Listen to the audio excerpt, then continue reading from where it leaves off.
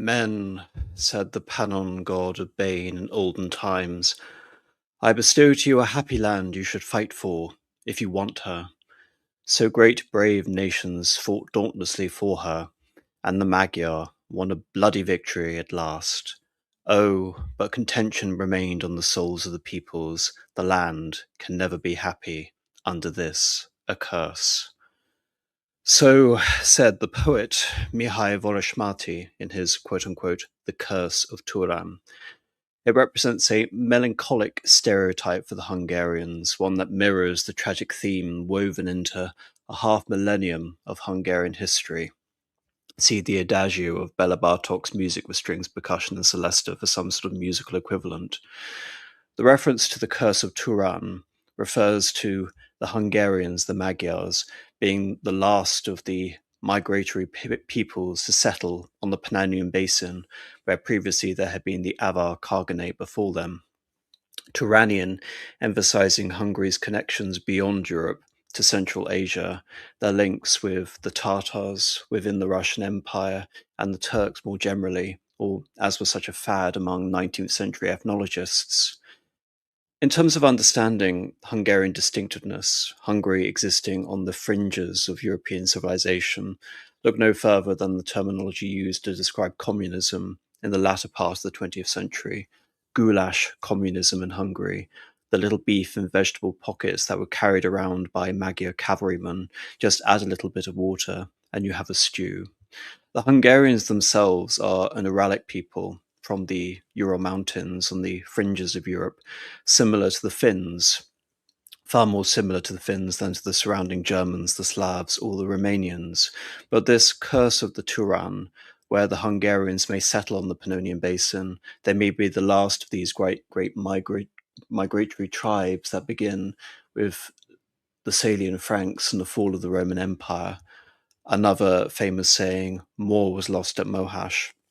The image that you see here is the death of Louis II, and in many ways the loss of Hungarian sovereignty following a great period in the Middle Ages where Hungary was one of the greatest of the medieval kingdoms.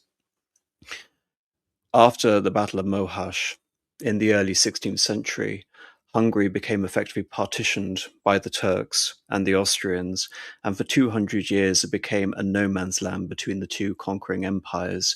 In many ways, it would have been better had the Turks conquered the land definitively, so it didn't act as this war zone between the great warring empires, part of the great contests of superpowers in the early modern period, but alas, that was the case for Hungary.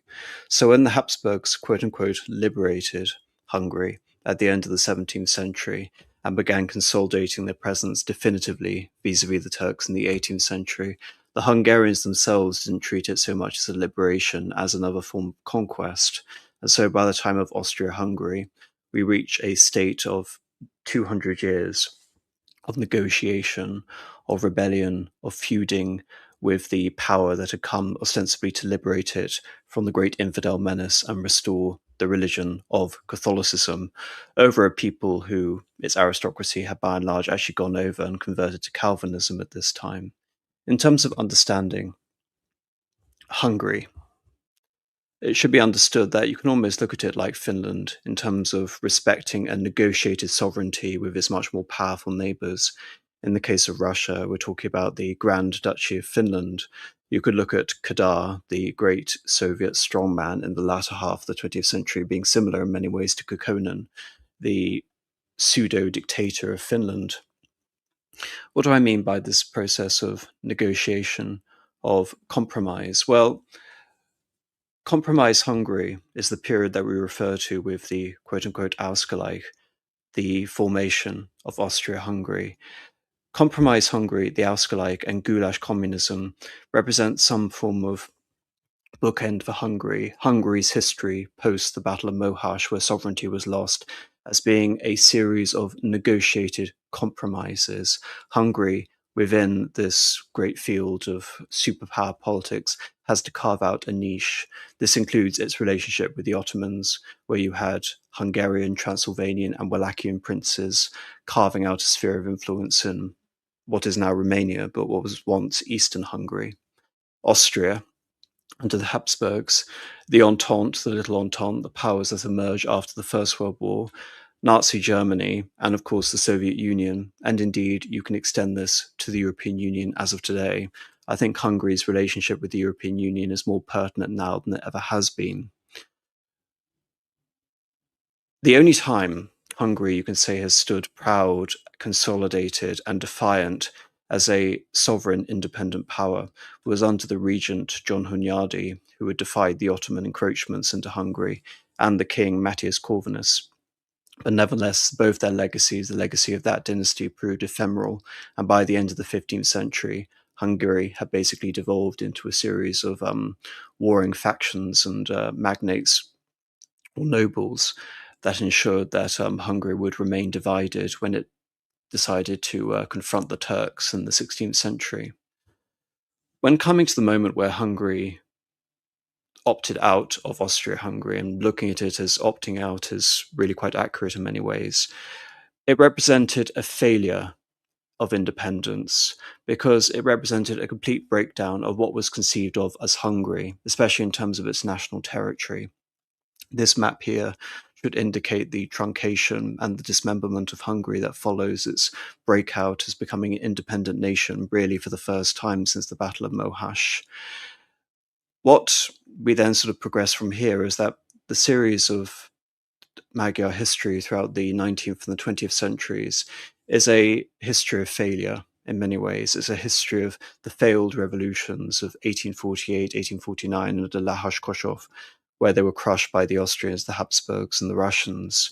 The failure of the revolution under Mihai Crowley in 1918, 1919, and later the Communist Soviet Revolution that extends out from that, and the revolution of 1956, again involving communists, but trying to separate and form a niche for a neutral Hungary vis-a-vis the Soviet Union under Khrushchev.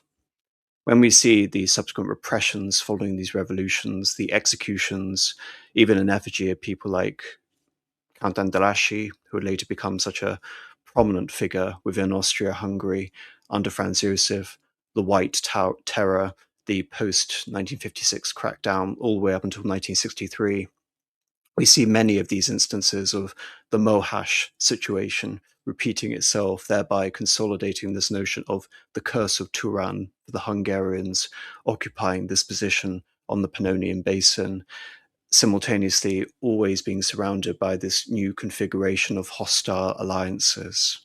But nevertheless, within Hungary's incredibly tumultuous and perilous history, I tend to look at the Austro-Hungarian Compromise and the Soviet-Hungarian Compromise as mirroring each other, and will form a bit of a bookend for this conversation.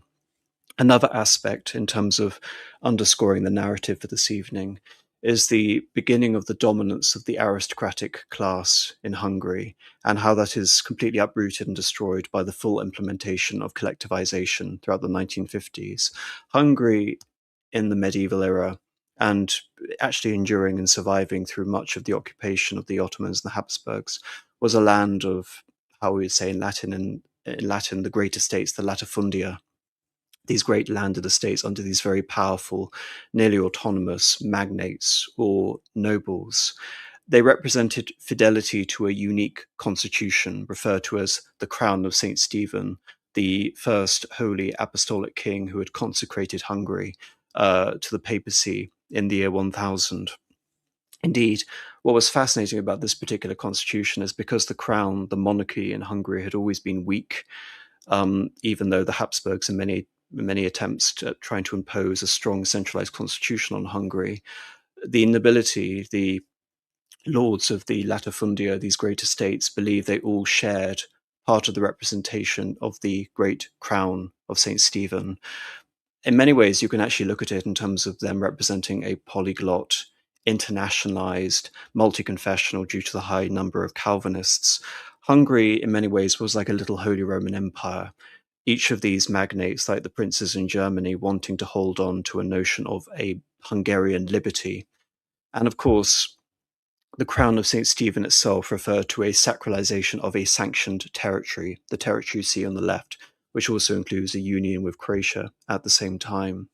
This system, rather than being undermined during Austria-Hungary, it was consolidated And a part of it, under this series of truncated borders following the end of the First World War, survived throughout into the 1930s, and it was really only upended in the 1940s with Hungary's disaster during the Second World War, where it was effectively compelled to join the Axis on the side of Germany.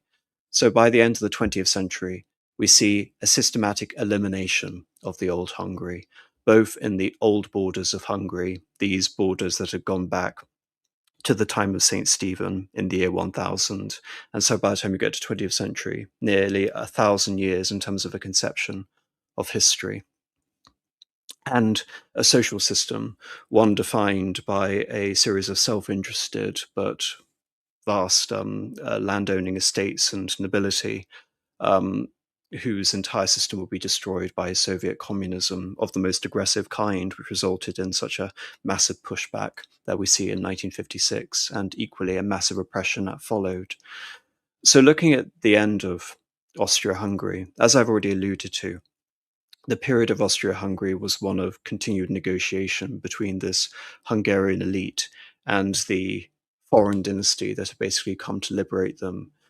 The first of these great emperors was Emperor Leopold, who came in and attempted to establish a hereditary possession over Hungary, which the Hungarians weren't that happy about. But his successor, the Emperor Charles, tried to find a modified settlement for Hungary where they would accept having a queen as king for the first time, which was one of those happy periods in history where the Hungarians were embraced by their leadership, Mary Theresa. And therefore she occupies this pride of place within Hungarian national memory. But when her son comes into power, Joseph II, he attempts to upend this favourable clause for the Hungarians and impose a German centralised bureaucratic administration over Hungary that doesn't survive his brief reign of only 10 years. And very shortly after, when his brother comes into power, Hungary is represented again in this pride of place. Part of the issue for Hungarian history is that being a very distinct minority, having their language, which is so alien and hard to learn compared to all of the other states that surround it, as you can see on this map in the red, Magyars only represent a plurality of these medieval territories known as the Land of St. Stephen. Within this territory, we have Slovaks, we have Wallachs, who would later become known in the 19th century as Romanians, we have Serbs. In fact, ironically, it's the Germans themselves who prove to be the most loyal to a conception of Hungary as distinct from the Austrian dynasty from which they've been ruled.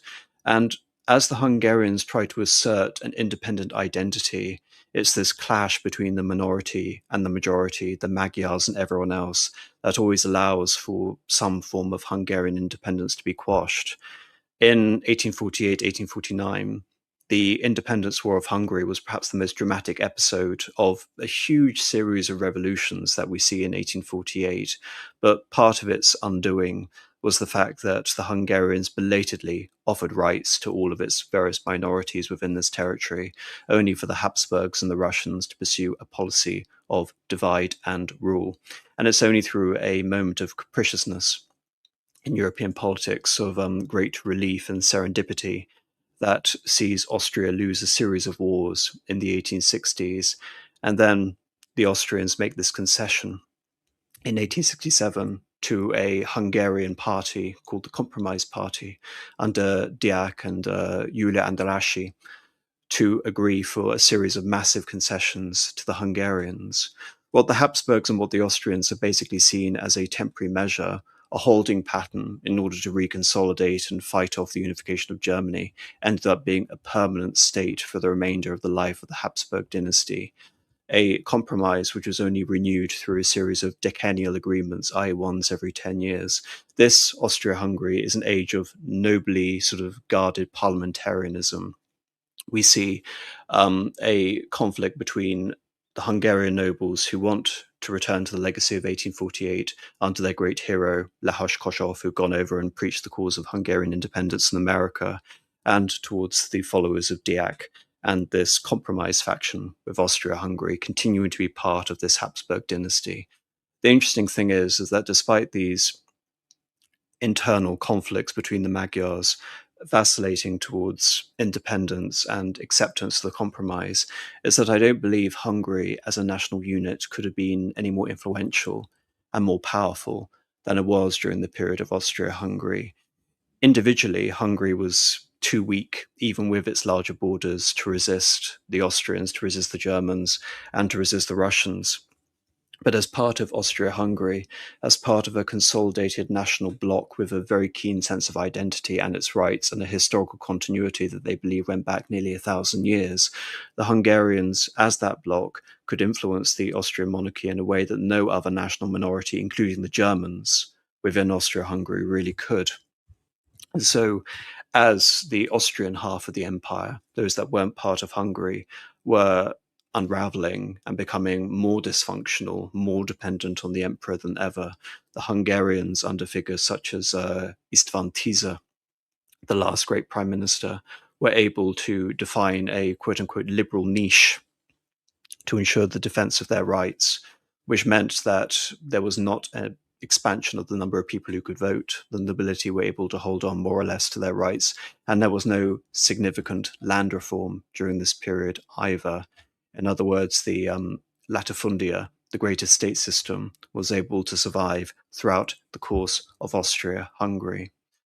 So in the case of Hungary becoming an independent nation, it really is an instance of be careful what you wish for. A little-known event that corresponded on the day that Austria-Hungary was terminated, that being the 31st of October 1918, was the murder of István Tisza. Had this very effective Hungarian politician not been assassinated, it's possible that had he been in charge of the first few days, months of the new Hungarian state, that things could have gone very differently. Instead, the fate of Hungary was placed in the hands of one Mihail Karolyi, who was later effectively exposed as weak and incompetent, despite various idealists and revisionists like A.G.B. Taylor, who try and recontextualize his legacy essentially as a tragic attempt to form a genuinely democratic Hungary, whatever that means. In terms of understanding, again, the events that lead to the collapse of Austria-Hungary, Austria-Hungary gets involved in the First World War. It's one of the principal drivers behind the beginning of the First World War, because the Archduke, the heir to the throne, Franz Ferdinand, is assassinated by a Serb in Sarajevo, precipitating an ultimatum that leads for Russian mobilization and the series of events that leads to the First World War. But Hungary had been in a very influential bloc within Austria-Hungary, obviously, but it wasn't the pervading influence over foreign policy. Instead, it was figures in the Austrian half of the empire, in particular Hötzendorf and Berchtold, who were driving the impetus of Austro-Hungarian foreign policy during this period, which means that Hungary, you can say, was actually one of the few constituent powers of the Central Powers, that being later Bulgaria and Germany and the Ottoman Empire, that actively refused to be a part of this war. And when it came to the domestic front in the war, it actually hoarded on to many of its resources, including grain, even at the expense of the Germans and the Austrians within the empire. Hungary was trying to fight its own war. It didn't want to see Austria-Hungary expand. It wanted to maintain this privileged position within the empire, and that very much bled forward into Austro-Hungarian foreign policy. But nevertheless, despite being this reluctant partner in the Central Powers, despite not wanting to be part of the war, Hungary would suffer perhaps the greatest series of tragedies next to all of the Central Powers, this including Austria, this including Germany. Even when the Hungarians terminated their union with Austria, the assumption from people like Mihail Karolyi, again, to try and be as kind to them as possible, is that the more the Hungarians could disassociate themselves from Austria, the more kindly they would have been treated by the Entente powers. It's really remarkable, actually, looking at the events that lead to the demise of Austria-Hungary. We have this little entrepot in Salonika, where the Allies have been keeping a force in northern Greece. They break out in 1918. They force Bulgaria to surrender. They liberate most of Serbia. And under General Desprez, they march into southern Hungary and, by the 13th of November, force an armistice with the rest of Hungary. That really is rather remarkable in terms of the speed, and this being an example of maneuver warfare in the First World War against the stereotype of prolonged trench warfare. So when Karolyi and members of the Social Democratic Party and all of the more democratic forces in Hungary, figures like Oscar Yesi and Bella Linda, they are thinking again about presenting this new independent Hungary, post-Austria-Hungary, in the best possible light for them to receive the best possible terms from the Entente powers. Michał Karolyi embraces the points coming out of America. He embraces the points of national self-determination coming out of Wilsonianism, and they embrace pacifism. Interestingly enough, again, everything to disassociate Hungary from the efforts of the Central Powers and for the war itself. Indeed, Oscar Yesi refers to this new Hungary as the Switzerland of the East.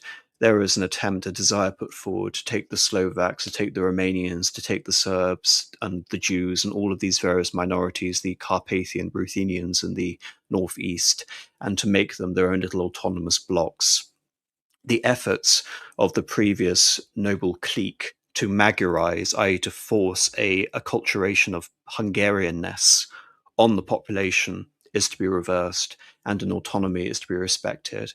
Therefore, we can have a Hungary that retains its territory, albeit with a radically different constitution. The issue is for figures like Michał Karolyi and the figures leading the Asta revolution, is that they are not in control of events. We see the formation of national councils. All of these massive amounts of troops, nearly 1 million strong from the Hungarian army, are coming back. They are not demobilizing in a way, again, which is conducive towards government stability. Rather, they are forming their own paramilitaries, their own blocks, and their own national councils. Michał Karolyi attempts to make massive reforms. He implements universal suffrage, where previously only about 10% of Hungarians could vote. Women could vote for the first time, and there was a promise for major land reform, the breaking up of these great estates. All of this was taking place under a continued Allied blockade, primarily from the French. The Allies were still treating Hungary, for all of these dramatic measures that were taken by the new government. Hungary was still being treated as a hostile power. So when Bella Linda, the defense minister of the new Hungary, declares that there will be a unilateral disarmament, a implication for peace, what instead happens is Hungary loses effectively all the momentum it can have towards preserving its territories and becomes completely placed as a menace, not just of the major Entente powers like Britain and France, but of the minor Entente powers, whether it be Serbia, whether it be Romania, or the newly created Czechoslovakia, coming out of what was previously Austria and Bohemia. And of course, as you can see on this map, Hungarian Bratislava, Slovakia, which will also be carved out and given to this new state of Czechoslovakia. So shortly following all these declarations coming out of the new Hungarian government, there is an armistice on the 13th of November. But what really dooms this regime is that only a few months later, there is the quote-unquote Fernand Vix note from one Colonel Fernand Vix, who declares that this map on the left top you can see here, which denotes the original armistice line, which is significantly larger, it should be mentioned, than the Hungary that was eventually won at the Treaty of Trianon. Far more territory should go over to the Romanians, should go over to the Transylvanians. By the way, the Romanians, of course, have been fighting against the Hungarians during the First World War, so this was again seen as a major gift, a concession to one of World War I's allies with the French. And so this note effectively made a nonsense of all of the attempts by the Hungarian government to appeal so strongly to the spirit of the Entente powers, and made a nonsense of the Entente and its, again, pretensions of national self-determination or whatever. It effectively doomed the government and ensured that the fate of Hungary would to be some extent determined by military matters, in particular the new Czechoslovak legions coming out of Prague and the Romanian army. All of the momentum, the weakness of the central government, and you could say the willing disillusion of any strong power base in Budapest, meant that Hungary, along with Bavaria, was one of the first staging posts for Soviet communist revolution. The communists, again, understanding how the nature of power worked under their later foreign minister of Hungary, Bela Kun, seized power through a series of communist paramilitaries. They fused their organization together with more left-leaning social democrats to the left of figures like Mikhail Kroly. And they embraced the Soviets. They believed that the Soviet Union was going to deliver Hungary from this pitiful state where it's surrounded on all sides by hostile Entente powers. The possibility of having an alliance with the Soviet Union effectively meant the only form of deliverance for this new Hungary. And bizarrely, or perhaps you can actually say expectedly, this is a situation where the communist government of Hungary that had emerged as a result of the incompetence of Mikhail Kroly resulted in a brief patriotic moment for a new Hungary that was Soviet aligned, fighting wars against Czechoslovakia and Romania. So, for example, one General Orhan Stromfeld led a successful counterattack against the new Czechoslovak army, taking over former Pressburg, Bratislava, and actually setting up a Soviet republic in Czechoslovakia, which was to be Hungarian and Russian aligned, only for this all to be undone by a French intervention on the side of their Czechoslovak allies. There was a campaign that was organized into Romania in the final weeks of July, only for it to go completely disastrously for the Hungarians. They were decisively defeated, and the Romanian army occupied Budapest 2 weeks later, in the beginning of August, and the Hungarian government, the Soviet government, collapsed. During this time, Belakoon had been issuing a series of edicts that had been a red terror responsible for the deaths of hundreds. Land reform, like that which had been promised by Mikhail Kroly, again, an attempt to implement land reform, but this resulted in most of the most competent farmers being alienated from their lands, and rather than alleviating food shortages, promising peace and bread, and giving over that bread to the peasants, instead there was an even greater intensification of the famine. Again, all of this taking place against a Allied Entente blockade. So what came out in opposition to this? There were two centers of, you can say, focal points of opposition towards the Sovietification of Hungary. One was in the city of Szeged, which was later to become part of Yugoslavia, and in Vienna, the centers of white resistance. In Szeged was based a Freikorps, i.e. a right-wing parliamentary organization under figures such as Pál Plone and Gyula Gombos, but also one very prominent figure, a Admiral, Miklos Horthy, an admiral who had now been dispossessed of a navy, given that Croatia was now independent and forming an alliance with Yugoslavia. So, as the Soviet government begins to collapse, the new prime minister, Teleki, begins measures to reverse the Sovietification of Hungary. There are vast anti-Jewish measures that are taken throughout the country, because the vast majority of Belakoon's government, some 20 out of 24 positions, were Jewish, and the red terrors were met by associated white terrors. There was bedlam throughout Hungary, and to make matters worse, large parts of Hungary had been occupied by the Romanian army, and they didn't leave Hungary until November of 1919. What again is significant about Admiral Horthy is that he's one of these conservative war heroes within Hungary. He had been the victor of the Austro-Hungarian navy at the Battle of Otranto, albeit kind of like the Battle of Jutland, it didn't succeed in breaking out of the Adriatic Ocean and ensuring that Austria-Hungary could actually be a genuine menace to Entente shipping in the Mediterranean, no. But nevertheless, that battle and the injury that was sustained by Horthy again was enough to catapult Horthy into mythological status within Hungary. That again, and the oddity of him being an admiral and simultaneously perhaps one of the highest ranking officials that were left within Hungary now that the army has basically been dismantled. So what did Horthy represent? This is a short segment taken from Thomas Sakmyster's Hungary's Admiral on Horseback. Admiral Horthy and his colleagues were emboldened in their plans to create a so-called Christian national movement as a foundation stone for a counter-revolutionary Hungary, that in opposition to the Soviets. This Christian element consisted of a commonly shared desire to curtail what was cherished within Hungary and what had been considered undue Jewish influence in society, and enhance the prestige of the churches after the official atheism of the Belokun regime. The strengthening of the Christian churches was considered desirable from the standpoint of restoring an order and discipline to a society that had a dangerous, if brief, experiment with democratic and socialist ideas. Again, this in the context of Hungary being a very conservative, very aristocratic society, zealously guarding again their privileges, which they believed again to be a nearly 1,000-year-old inheritance. But affirmation of the role of Christianity in Hungarian history had even broader implications.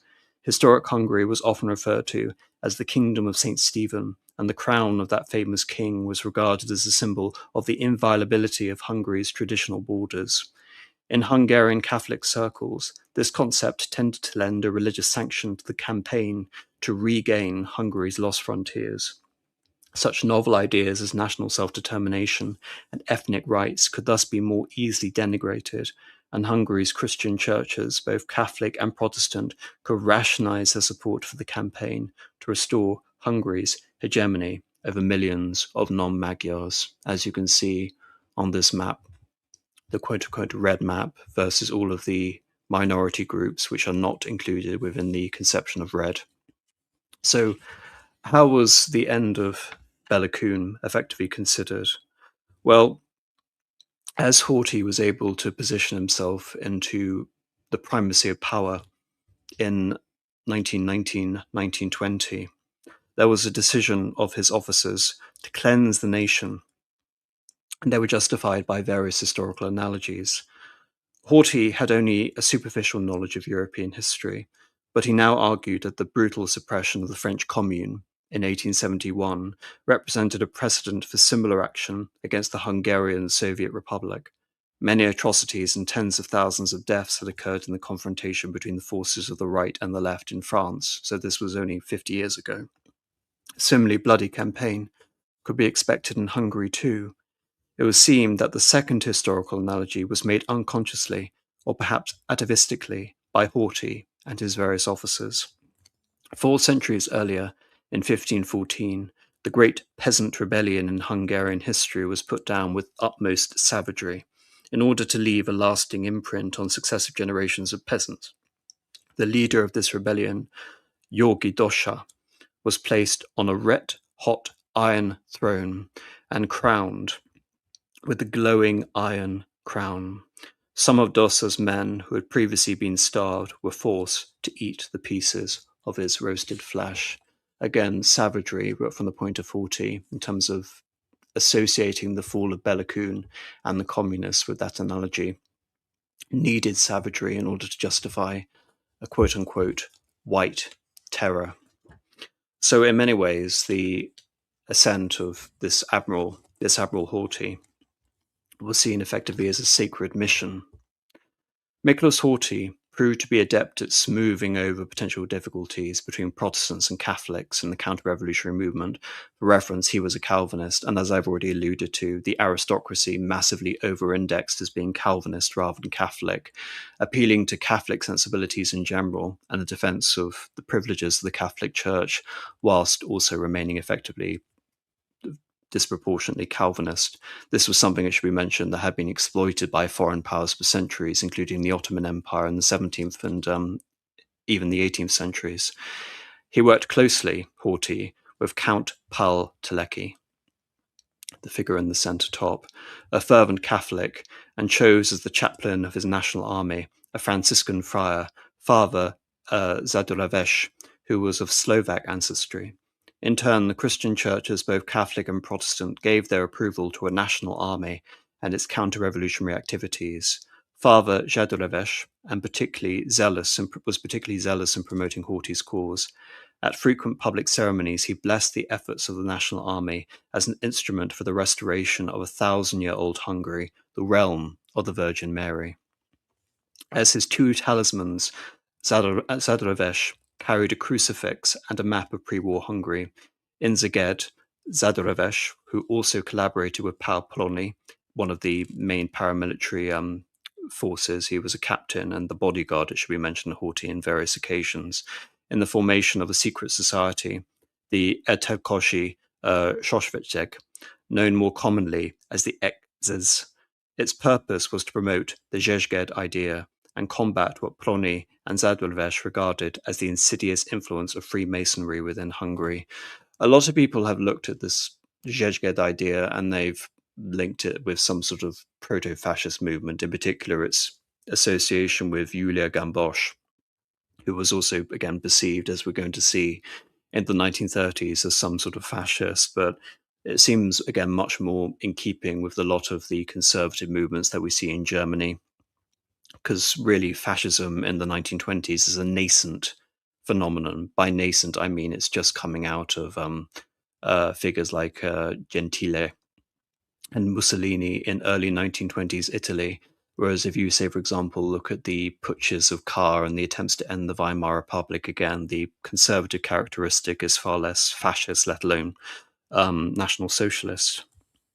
Its purpose, the Ekzes, was to promote the Zsezged idea and combat what Prony and Zadorves regarded as the insidious influence of Freemasonry. Although Horthy was cautious enough to decline to become a member of this organization, he supported his activities and declared himself receptive to the suggestions of Ekzes members. Zadorves reciprocated by assuring Horthy that he could always count on him for support from this organization. Ekzes, since its guiding spirit was loyalty to him, to Horthy. The full emergence of Admiral Horthy as the leading figure in the counter-revolutionary movement came on July the 5th at a meeting of MOVE. MOVE, for reference, means the Hungarian National Defense Organization. A succession by Julia Gambosh, that Hungary, that Horthy be acclaimed as honorary president of the organization, was greeted with enthusiasm by a large number of officers and local dignitaries in the audience. Dressed in his admiral's uniform, Horthy proceeded to deliver what could be the most powerful speech of his career. Speaking extemporaneously, Horthy reported that he had just come from a cabinet meeting where he had learned that the French government no longer had confidence in the reactionary government of Julia Karoli, which could have to be replaced by one more democratic. This, Horthy asserted, must not be regarded as the end of their effort to recover the Hungarian homeland. No foreign country could prevent the triumph of Hungarian nationalism, and Horthy himself would support a new government only if it was Magyar and Christian in its orientation. Horthy ended his speech in a dramatic fashion. Political adventurers should no longer be allowed to experiment on this martyred country, on the body of our beloved homeland. We must not tolerate this. Remain together, persevere, and we will attain our goals. In terms of Julia Karoli and reference to a reactionary form of government, after the fall of the Budapest government, a figure known as Friedrich came into power in Hungary, and his emphasis was actually in terms of restoring a Habsburg. It wasn't the king who had just been deposed, King Charles IV, was also known as Emperor Karl of Austria, but instead another member of the Habsburg family, one Archduke Joseph. For a few moments there was a strange silence in the hall. Everyone was aware that the delegation of French officers was in attendance here. Sensing this, Horthy turned to these officers and provided a summary of his remarks in French, asking them politely to report what he had said to the gentlemen in Paris, in other words, the government in Paris. This gesture removed all feelings of constraint felt by the Hungarians who had been enthralled by Horthy's patriotic words. A thunderous ovation soon enveloped the hall amid cries of "Long live Horthy!" The audience surged to the stage, and several officers lifted Horthy on their shoulders. He was carried out to the streets with enthusiasm, and it only died down when a French officer appeared, brandished a sword, and announced that such demonstrations were forbidden.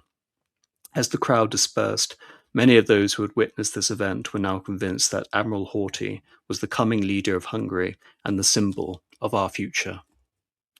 In mid-July, the Zsezged government was in fact reorganized. Count Karoli and Horthy were removed from the cabinet, and Gombosch was expelled from Zsezged. The new government, headed by one Dejo Abraham, a liberal, was acceptable to the French, but viewed with suspicion by the extreme right-wingers. From this point, Horthy, who remained a commander-in-chief of the army, began to argue privately that a resurrection of Hungary would never be accomplished by these politicians. He kept his contact with the Abraham government at a minimum, and by the end of the month, the National Army was acting as virtually an independent body. Meanwhile, Horthy's opportunism was no doubt increased by a news report about the success of white armies in the Russian Civil War. This again is the evolution of a movement towards the consolidation of a new Hungarian system called again the Regency government, or technically the restoration of the Kingdom of Hungary. For some time, Ullein Goulash had been trying to persuade Horthy that the best solution to Hungary's problems was not in the restoration of the monarchy or a return to a traditional government of the discredited aristocrats, that being effectively of Tisza and Andalashi during Austria-Hungary, but a military dictatorship dedicated to the so-called Szeged idea, in other words, something mirroring fascism. The direction of the country would then be taken over by a powerful and, when necessary, brutal hand. All administrative and military power would be concentrated in one person, but Horthy had resisted Goulash's blandishments. He continued to insist that as a military man he could have no political ambitions. Moreover, Horthy's loyalty to the ex-King Charles IV, expressed so forcefully in November 1918, seemed to remain firm. On several occasions in late 1919, he gave private assurances that he would never abandon the king, and that he would continue to wear his admiral's uniform as a symbol of his Kaisertreue, that being his imperial fidelity, for lack of a better word. Yet Goulash persevered, sensing that the tantalizing prospect of becoming a powerful national leader was not without its effects on Horthy. As the date for the entry of the National Army into Budapest approached, now the Romanians have withdrawn, so this being in November of 1919, Goulash devised a plan whereby a huge crowd of reliable supporters, drawn from the MOVE, in other words the Hungarian National Defence Organization, and other right-wing groups would greet Horthy as he entered Budapest and stage a boisterous demonstration. Then Father Zadorowes would step forward and, on behalf of the Hungarian nation, spontaneously acclaim Horthy as the Nador, or the Palatine. The Palatine is this historical rank that we see in Hungary, effectively the equivalent of a viceroy.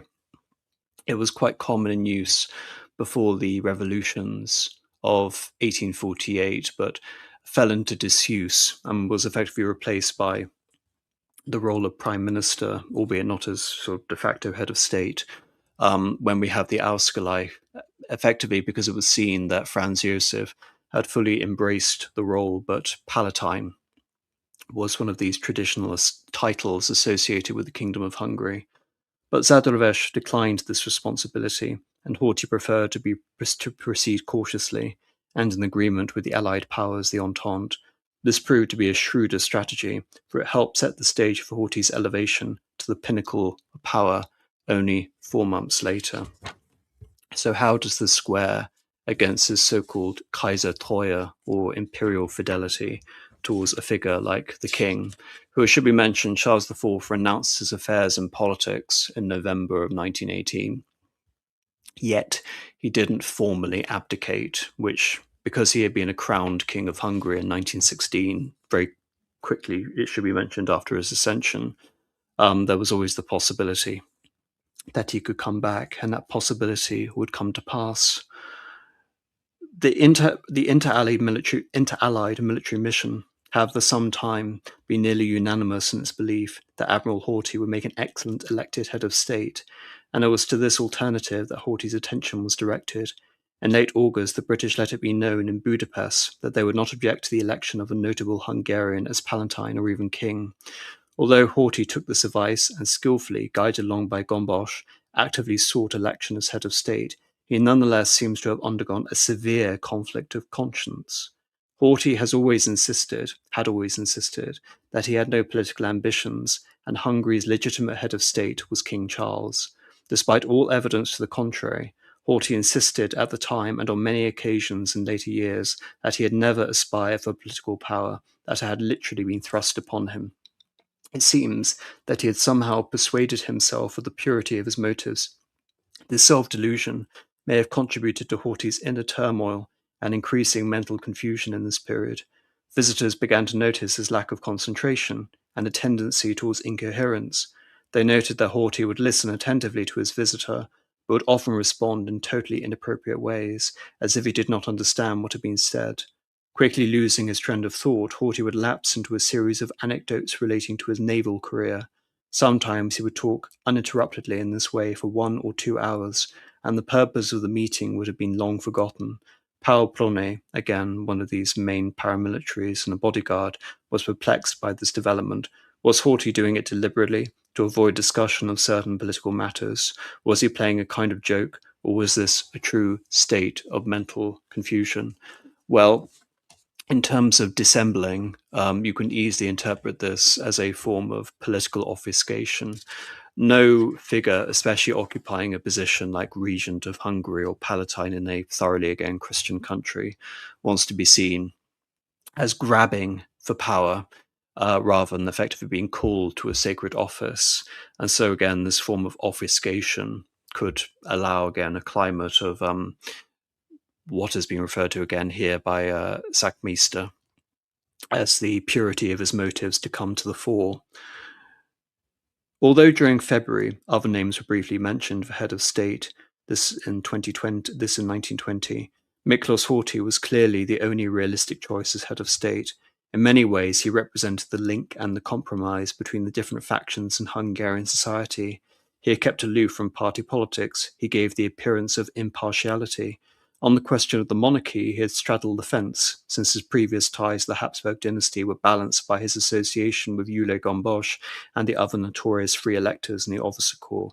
What this effectively means, going back to the free electors versus the legitimists, is that the legitimists are, in the Hungarian context, loyal officiously to the figure of Charles IV, and by extension, they believe that the monarchy is hereditary in Hungary. In other words, it belongs to a Habsburg, to Charles IV, and his heir. So, in this case, this would be Crown Prince Otto. But in the case of the free electors, these are people who simultaneously are looking to an older precedent, one before the Habsburgs, so going back before the Battle of Mohacs. Kings such as Ladislaus and Louis II, even John Hunyadi, who was a regent, and Matthias Corvinus, had some form of acclamation or election, even though you had a Habsburg king around that time who claimed some sort of legitimacy, Ladislaus the Posthumous. But all this is to say that the notion that the King of Hungary is freely elected and there is precedent for having a local king, a local Magyar effectively assuming that position, then bleeds into a sense of budding Hungarian nationalism that wants to remove itself from any association with the Habsburgs. In many cases, this has more esoteric motives, but that would derail this conversation so much to a greater extent to go into. He was a Protestant, a Calvinist, Horthy, who seemed to have the blessing of the Roman Catholic hierarchy. His candidacy seemed to be favoured by the great powers who were determining the fate of Hungary at the peace conference in Paris. Moreover, Horthy enjoyed a degree of genuine popularity in the countryside, especially among landowning peasants, effectively kulaks, who saw in him the great war hero and a man on horseback who would lead Hungary out of its time of troubles. In other words, when we have the very much staged entry of Horthy as chief of the army and head of the Székely government in November of 1919, a few months before, and the staged, again, retreat of the Romanian army. This, despite, again, it not being as caricatured as some people think, did have an indelible effect in terms of popular perceptions of Horthy as leading the white restoration against the communists and against foreign intervention. During January and February, Horthy participated in a new series of liberations of towns that had suffered greatly under the Romanian occupation. He doubtless was viewed by many liberated Hungarians as their deliverer from oppression and the champion of a national resurgence. Had a plebiscite been conducted on a democratic basis, Horthy would probably have been elected regent by a significant majority. Again, all of this is significant in many respects. The fact that we have this popular figure ticking all of these boxes to come and basically assume the position of head of state in Hungary is a great boon in terms of legitimizing the white movement. But I'm very much of the opinion that Horthy actively sought power. One of the great pieces of evidence for this is that the position that he ultimately assumed and would dominate Hungarian politics. He was regent from 1920 up until he was deposed by the Germans during World War II in 1944. In other words, he held power for longer than Hitler, and he held power for longer than Mussolini. He was one of these bedrocks of European stability during the interwar period and during the first half of the First World War. And he only occupied that position again because he basically fashioned for himself a position where he had more power than a constitutional king, and in many ways you can say equivalent to that of Habsburg that predeceased him. And he was again very cognizant that he wanted certain positions, certain powers, certain authorities to be invested in his position of the regent. So he was offered the regency before, but decided to retain his position as chief of the army. The reason being is that he wouldn't have the ability to designate royal aristocratic titles, and he wouldn't have the ability to nominate bishops, which again was seen as a reserve power of the various Habsburg nobles. So he wanted the full powers of a king. But again, to look at this and assume that he was creating a dictatorship for himself, again, would be inaccurate, as we'll see that Horthy more or less assumed the position of a king in all but name. As regent during this restoration, you can say, of a Hungarian form of normalcy during the 1920s and 1930s. But this gets to the issue of Trianon. In the course of the Treaty of Trianon, Hungary lost roughly a third of ethnic Hungarians, which was far more extreme than a simple sort of ethnic delineation of this map would indicate. Many more Hungarians, millions of Hungarians, were kept out of the new borders of Hungary for various reasons. One of the reasons is that this actually reflected the reality on the ground. As you can see in this map, in the bottom left-hand corner, the area in red, with the exception of the Burgenland, which was the area which was given over to Austria in the Treaty of Trianon, the Romanians and the Yugoslavs actually held on to more territory than was awarded back to Hungary in the Treaty of Trianon. The only nation which the Hungarians consistently won victories against was against Czechoslovakia, and Czechoslovakia again had the excuse of being an incredibly young nation, which had basically been born out of an explicit desire to dismantle Austria-Hungary. And it should be mentioned, to dismantle both halves of Austria-Hungary, to establish a new vast territory covering the old borders of Bohemia and Moravia within Austria, and to establish a new presence within Slovakia. Nothing effectively was designed geographically like a dagger through the heart of Austria-Hungary like Czechoslovakia. But in terms of the, again, on the one hand, you can see that this is an acknowledgement of the losses that had already been incurred and the failures of the quote-unquote patriotic Soviet Republic to reverse these losses. Hungary did lose, you can say, its economic core, all of the resources knitting it together, where it could have demonstrated some sort of autarky if, again, Hungary had chosen to reform its economy. So Hungary lost around 80% of its timber resources. It didn't lose, fortunately for Hungary, most of its arable land, which was again concentrated in the center, but roughly 40% of it. And perhaps most significantly, it lost nearly all of its iron ore reserves, which had a seriously deleterious effect on Hungary's ability to maintain an industrial economy and therefore potential for a war economy. So again, fortunately for Hungary, most of its industry was focused in cities like Budapest, but it lacked again the resources in order to buttress these industries that had been preserved. So in terms of its public roads, its canals, its railroads, and all of its service roads, all of these, again, elements of the infrastructure of Hungary were now broken up, and many of the railroad connections between the two countries were disconnected. So it wasn't simply a matter of Hungary losing this infrastructure, but the infrastructural connections between the new countries that were virtually hostile were also in many cases disconnected, furthering the notion that Hungary was truly isolated.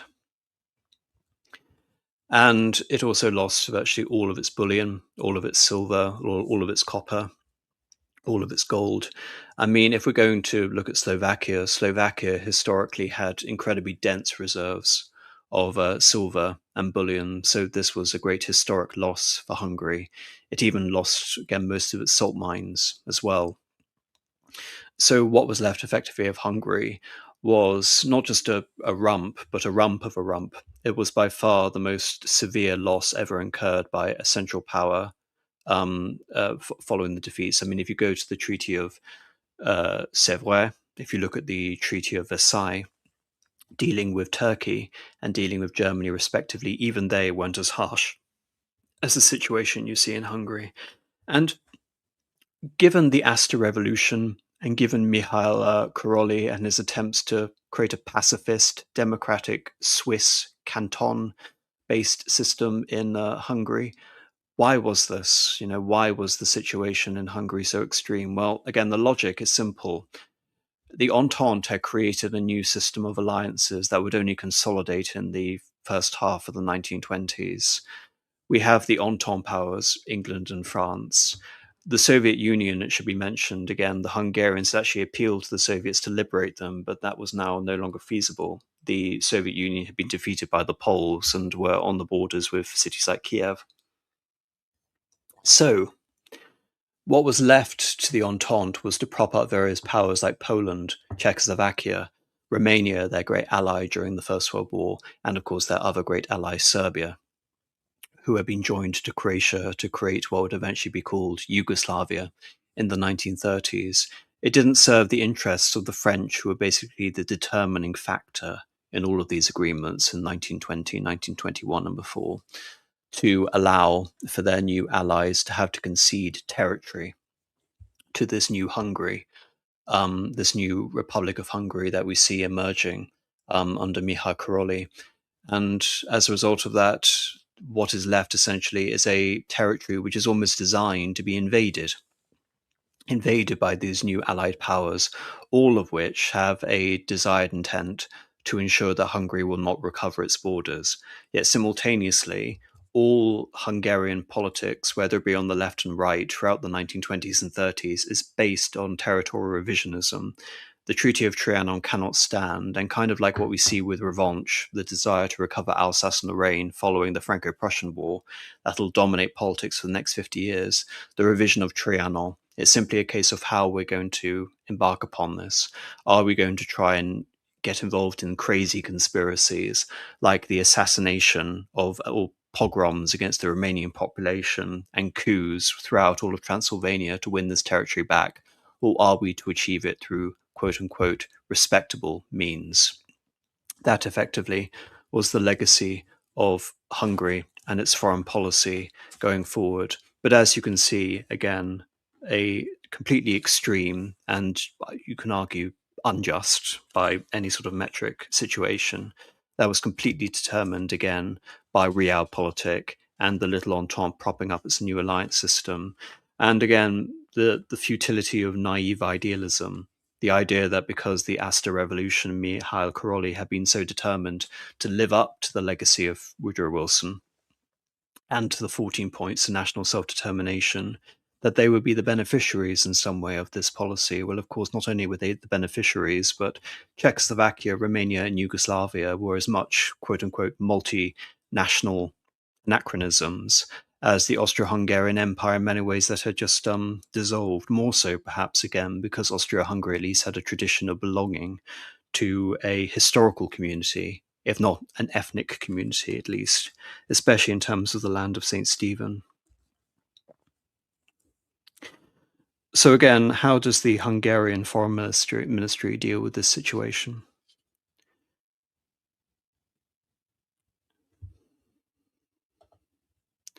Hungary lost so much land at Trianon because it was not Hungarian land to begin with. Well, if you ignore everything I've just said, and you also ignore the ethnic argument, then I suppose I can agree with you. In these new circumstances, the Conservatives, and it should be mentioned that Hungary had a defined legal territory under the Ausgleich, and it was with that territory that it terminated the compromise in October of 1918. In these new circumstances, so this is again referring to Sakmyster, The Conservatives in the Hungarian Foreign Ministry felt that they were in a stronger position to wean the new regent away from the bellicose plans and political adventures of his radical right-wing officers, these effectively arguing for these far-out schemes of trying to initiate pogroms or some sort of conspiracy in Slovakia. Deeply resentful of the intrusion of the general staff into the realm of policy making and fearful that implementation of a white international would plunge Danubian Europe into renewed warfare that could hardly rebound in Hungary's favour, Paltaleki and Kalman Kanya now began to take a forceful stand. This is in reference to this idea that the Poles, together with Russian revolutionaries, so in 1920, they would win the Russian Civil War, the White Organization, and they would come to the liberation of Hungary. Ironic, considering again Hungary had been at war with Russia up to this point for 4 years. But nevertheless, along with a scheme involving General Ludendorff of Germany, these were the ideas that were actually being advocated among the circle around the regent, who would, you can say again, jump wildly between schemes of moderation and schemes of fantastical sort of departure from reality.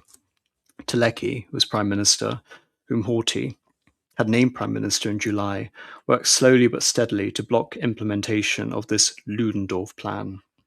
In September, a ministerial council presided over by Teleki discussed and unanimously rejected a military plan for fomenting rebellion in Slovakia so that Hungarian and Polish troops could intervene.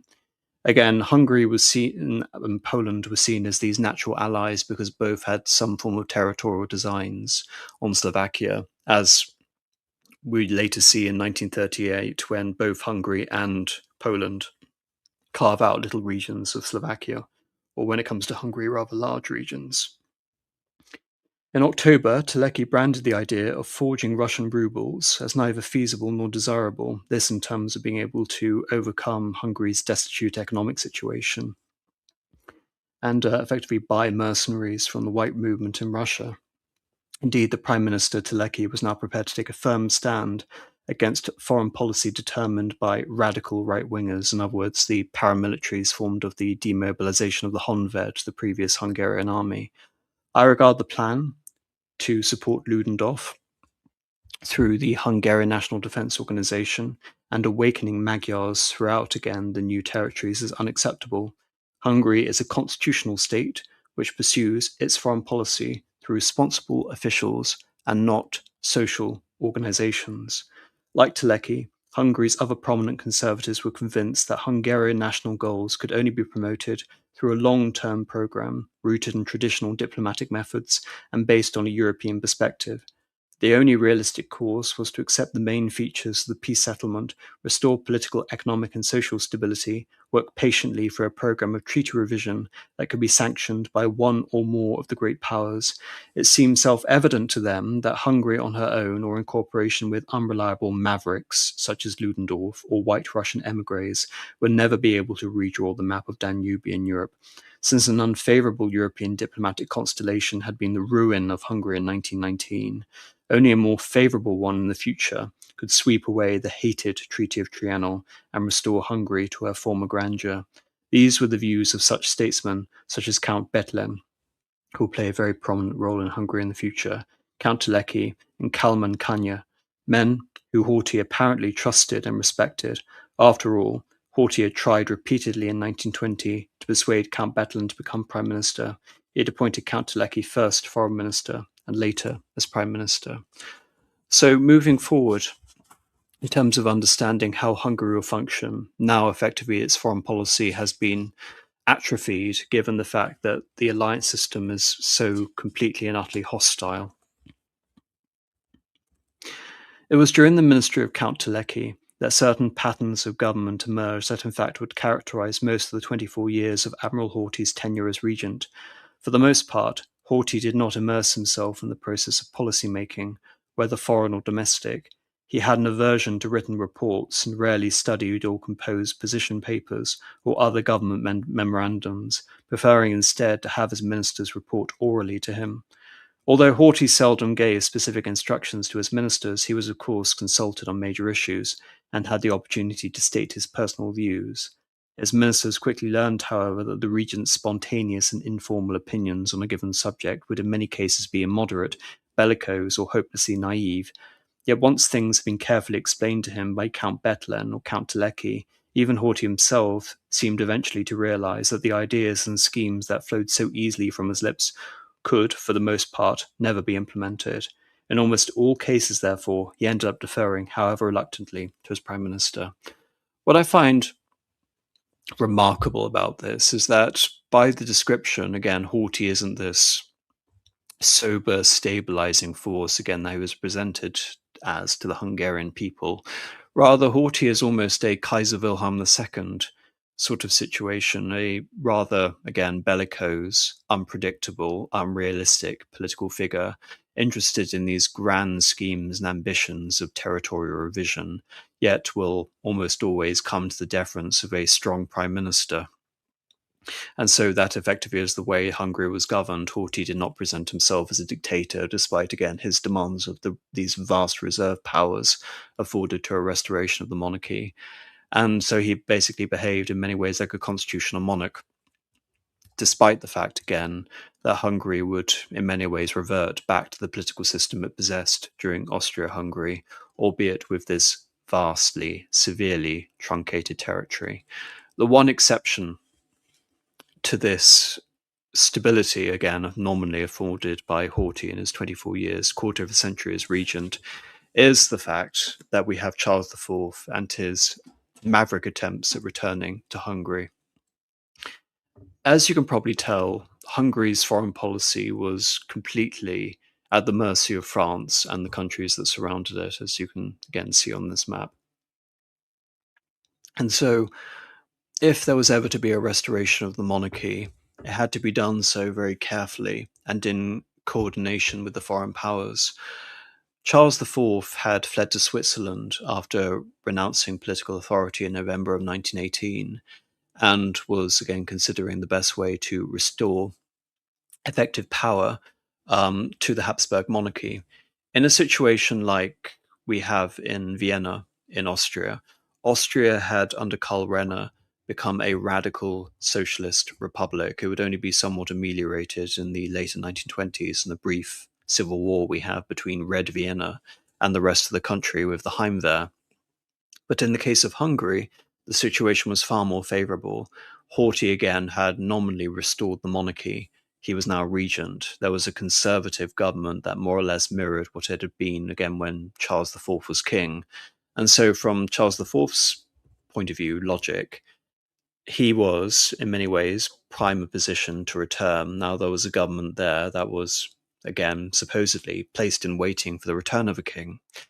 He also wanted to emphasize that a large number of the military officials who had served in the Austro-Hungarian army and navy, like Horthy, were now officials within the new government, and they had sworn him an oath which they affirmed when the king decided to renounce his affairs in politics. So they had also, these officials, sworn an oath to Admiral Horthy as regent, but the oath taken to the king was seen as far more, again, superseding. It superseded all notions of an oath done to the regent, an oath to the king. And so during Easter of 1921, again, an event timed with the restoration of Catholic monarchy in Hungary, King Charles IV simply appeared in Hungary. The prime minister at the time, Telecky, was familiar with what was going on, and Betlen were also familiar with what was going on, and so they didn't exactly know which side to support. So rather than effectively warning the regent to what was going on, the regent simply happened upon Charles IV in Budapest Castle, and we have this very dramatic showdown between the two quote-unquote heads of state of Hungary, with Charles IV attempting to remind Horthy again and again over the oath that has been sworn, the fact that he never formally abdicated, he only renounced his political affairs, and that surely everything that the government was predicated on was based on the restoration of the monarchy. Instead, Horthy, as we see, prevaricated. He would seem again in one moment to relent, and then he would buttress his position of being concerned that a restoration of the monarchy would undo the political situation and invite a military intervention of all the Entente powers. Indeed, the issue of having a Habsburg in particular, rather than any old person being named King of Hungary, including Horthy himself, is that because the Habsburgs had once ruled over such a large territory in Central Europe, as you can see on this map in the light green as well as the dark green, that a Habsburg could demand territorial revisions from all of the little Entente powers, vast amounts of territory. In the case of Czechoslovakia, all of the territory had once belonged to Austria-Hungary itself. And so this very impromptu attempt, you can say, at an internal putsch by Charles IV didn't go anywhere. A few months later, in October of 1921, he led a far more militaristic attempt at a putsch. This lasted a couple of weeks. In both instances, there was a foreign ultimatum given by the ministers of the Entente powers to refuse Charles's attempt to have a restoration to government. In fact, what's very interesting is that in the first attempted restoration, the Easter Restoration of 1921, Charles had actually given Horthy a letter suggesting that the then Prime Minister of France, Prime Minister Briand, had supported the restoration of the king, only for Horthy to bring in the French ambassador, who resolutely, again, denied such an association, such an implication that France backed the restoration of the monarchy. So perhaps again, had Charles come back to power in the early 1930s, when the French were retreating, you can say, from their entrenched positions across the Entente and across Europe. So, for example, retreating from Germany in 1930, perhaps again that could have been a more preferable time for Charles to restore his position as government. But not only was he not restored in either of these restorations, but Charles IV, like we see with Napoleon, was sent to his own version of St. Helena in Madeira, and there he died. And therefore you have a far more complicated issue when his son, Crown Prince Otto, if any notion was ever brought up that he would become Emperor of Austria and King of Hungary, he had never been Emperor of Austria and King of Hungary. The army had not sworn an oath to him personally.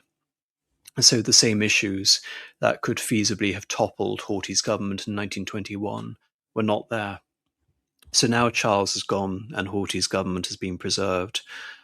What happened in foreign policy to try and escape the stranglehold of the Entente is that Hungary drifted towards Italy. It began making overtures towards fascist Italy in 1927, and it agrees to something called the Rome Protocols, which could have again seen Hungary and Italy carving out spheres of influence in Yugoslavia in particular. Both Italy and Hungary had, as you can again probably see on this map, vast designs on Yugoslavia.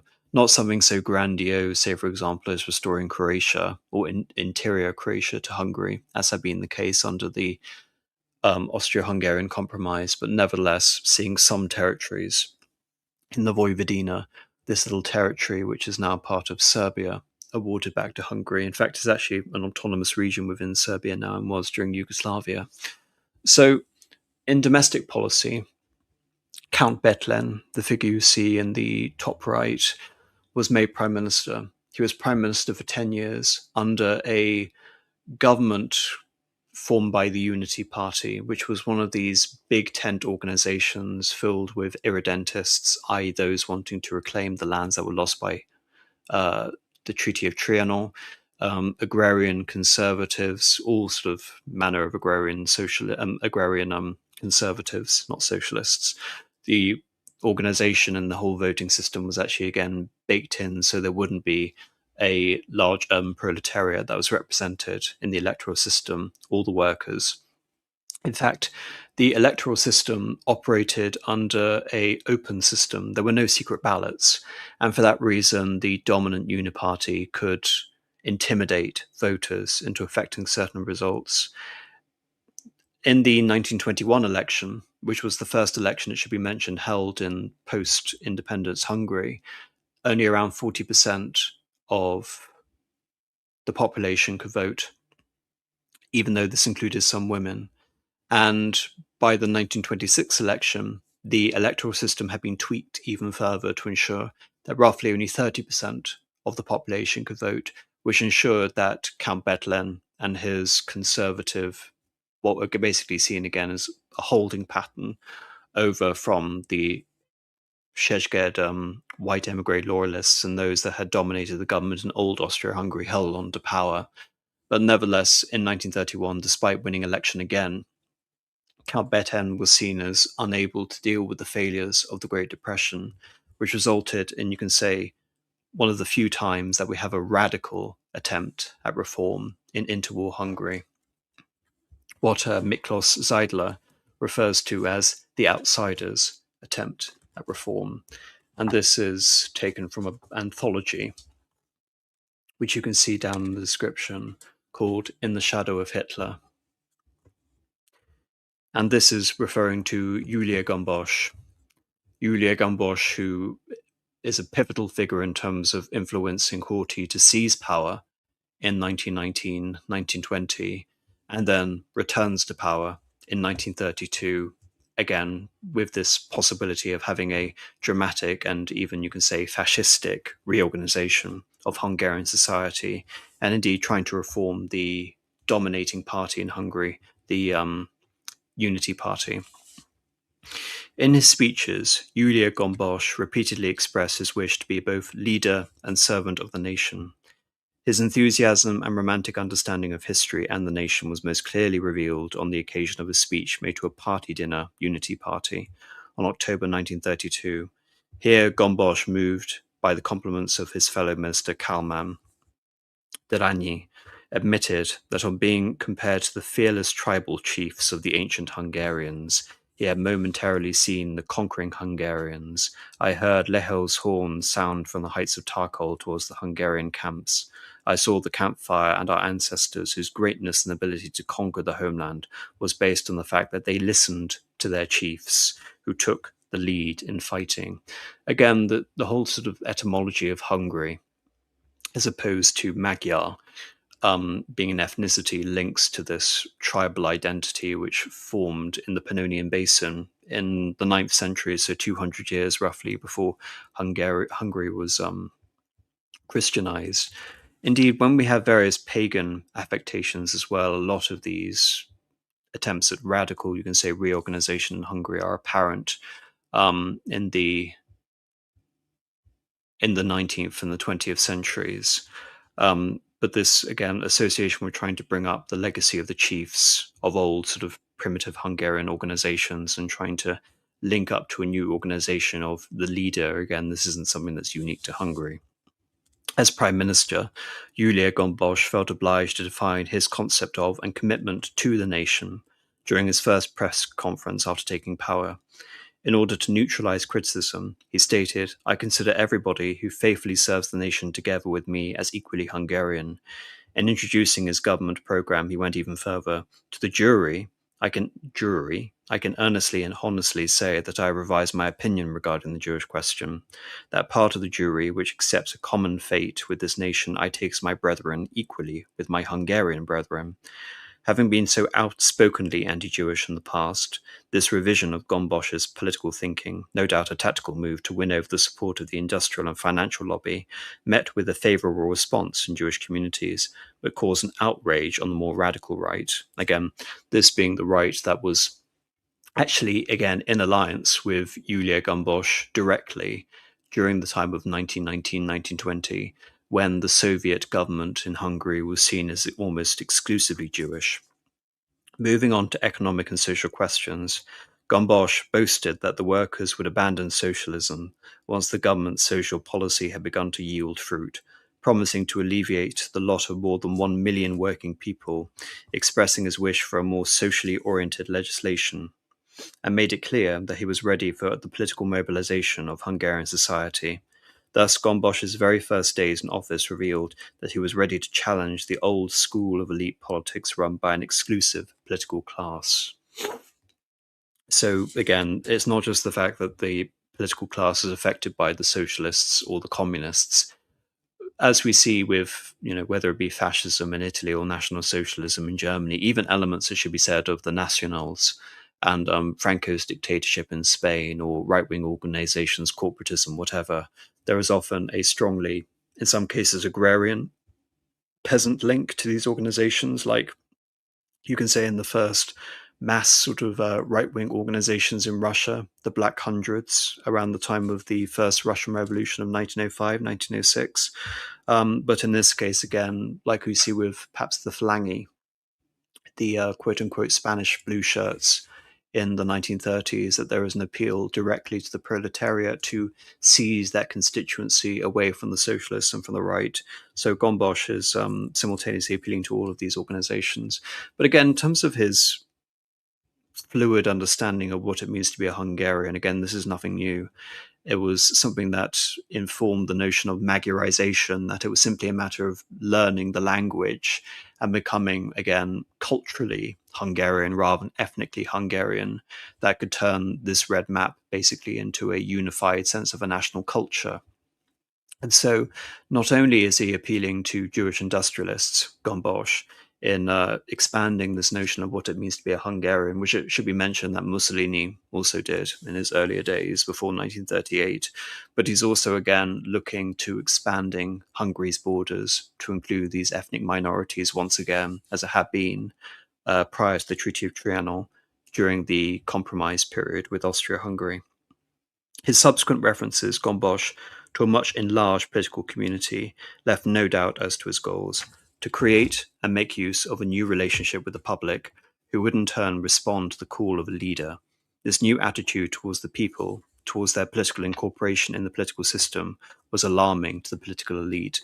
Again, unlike what we see in the Austrian half of Austria-Hungary, who have more or less given over to full universal suffrage, everyone having the vote, in 1906, which produced, you can say, political bedlam, to put it nicely. In Hungary, the nobility were very successful at gerrymandering, using the filibuster to obfuscate certain laws and ensuring that a very small clique had any access to power.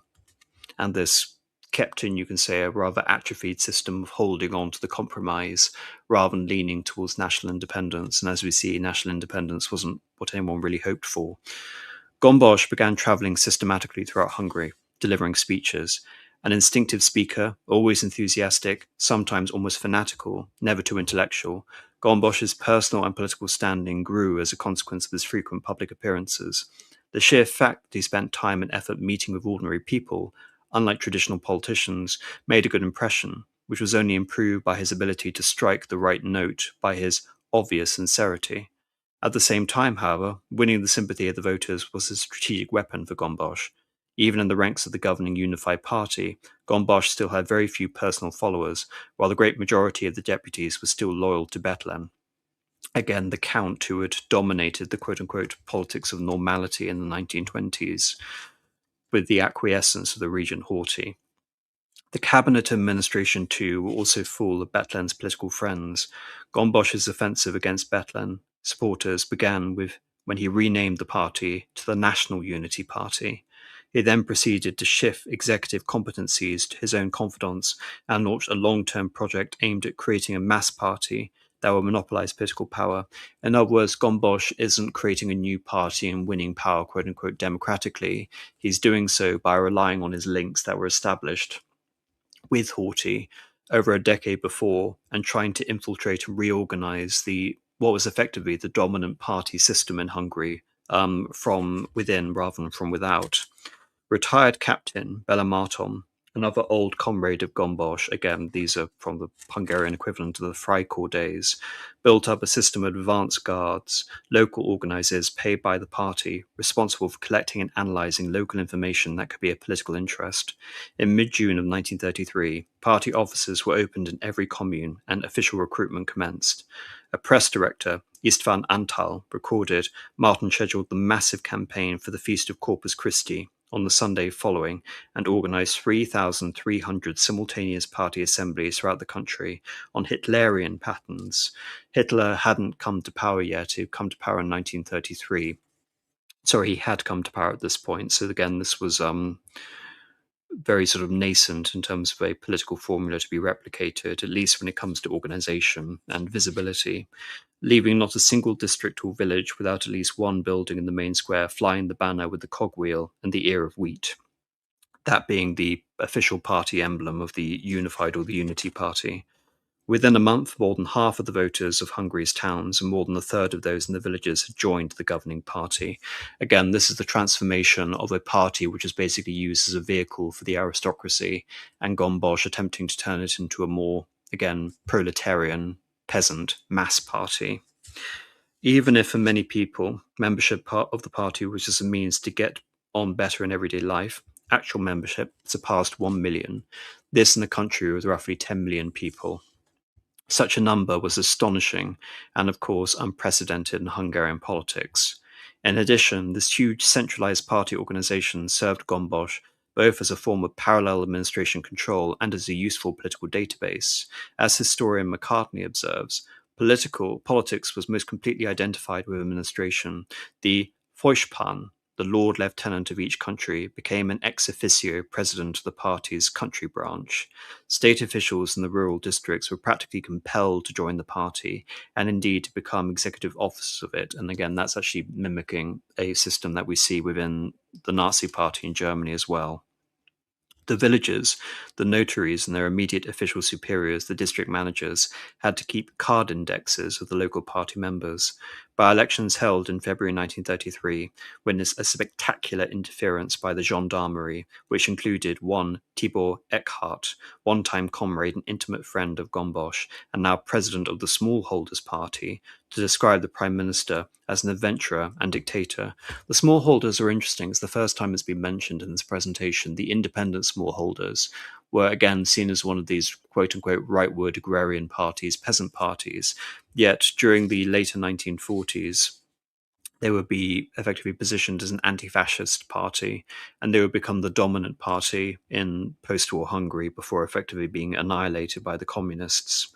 To secure Regent Horthy's continuing support in the wake of this apparent extension of Gombos's influence, a bill in March 1933 was passed in July to broaden Horthy's political competence in the matter of proroguing and dissolving Parliament. In order to complete his control, Gombos, who had retained his defence portfolio and becoming Prime Minister, installed military representatives in all government ministries to collect confidential information and exert pressure on ministers. In 1933-4, the new government newspapers were inaugurated. In September 1935, the government issued and circulated an account of its 3 years in office, the so-called Blue Book.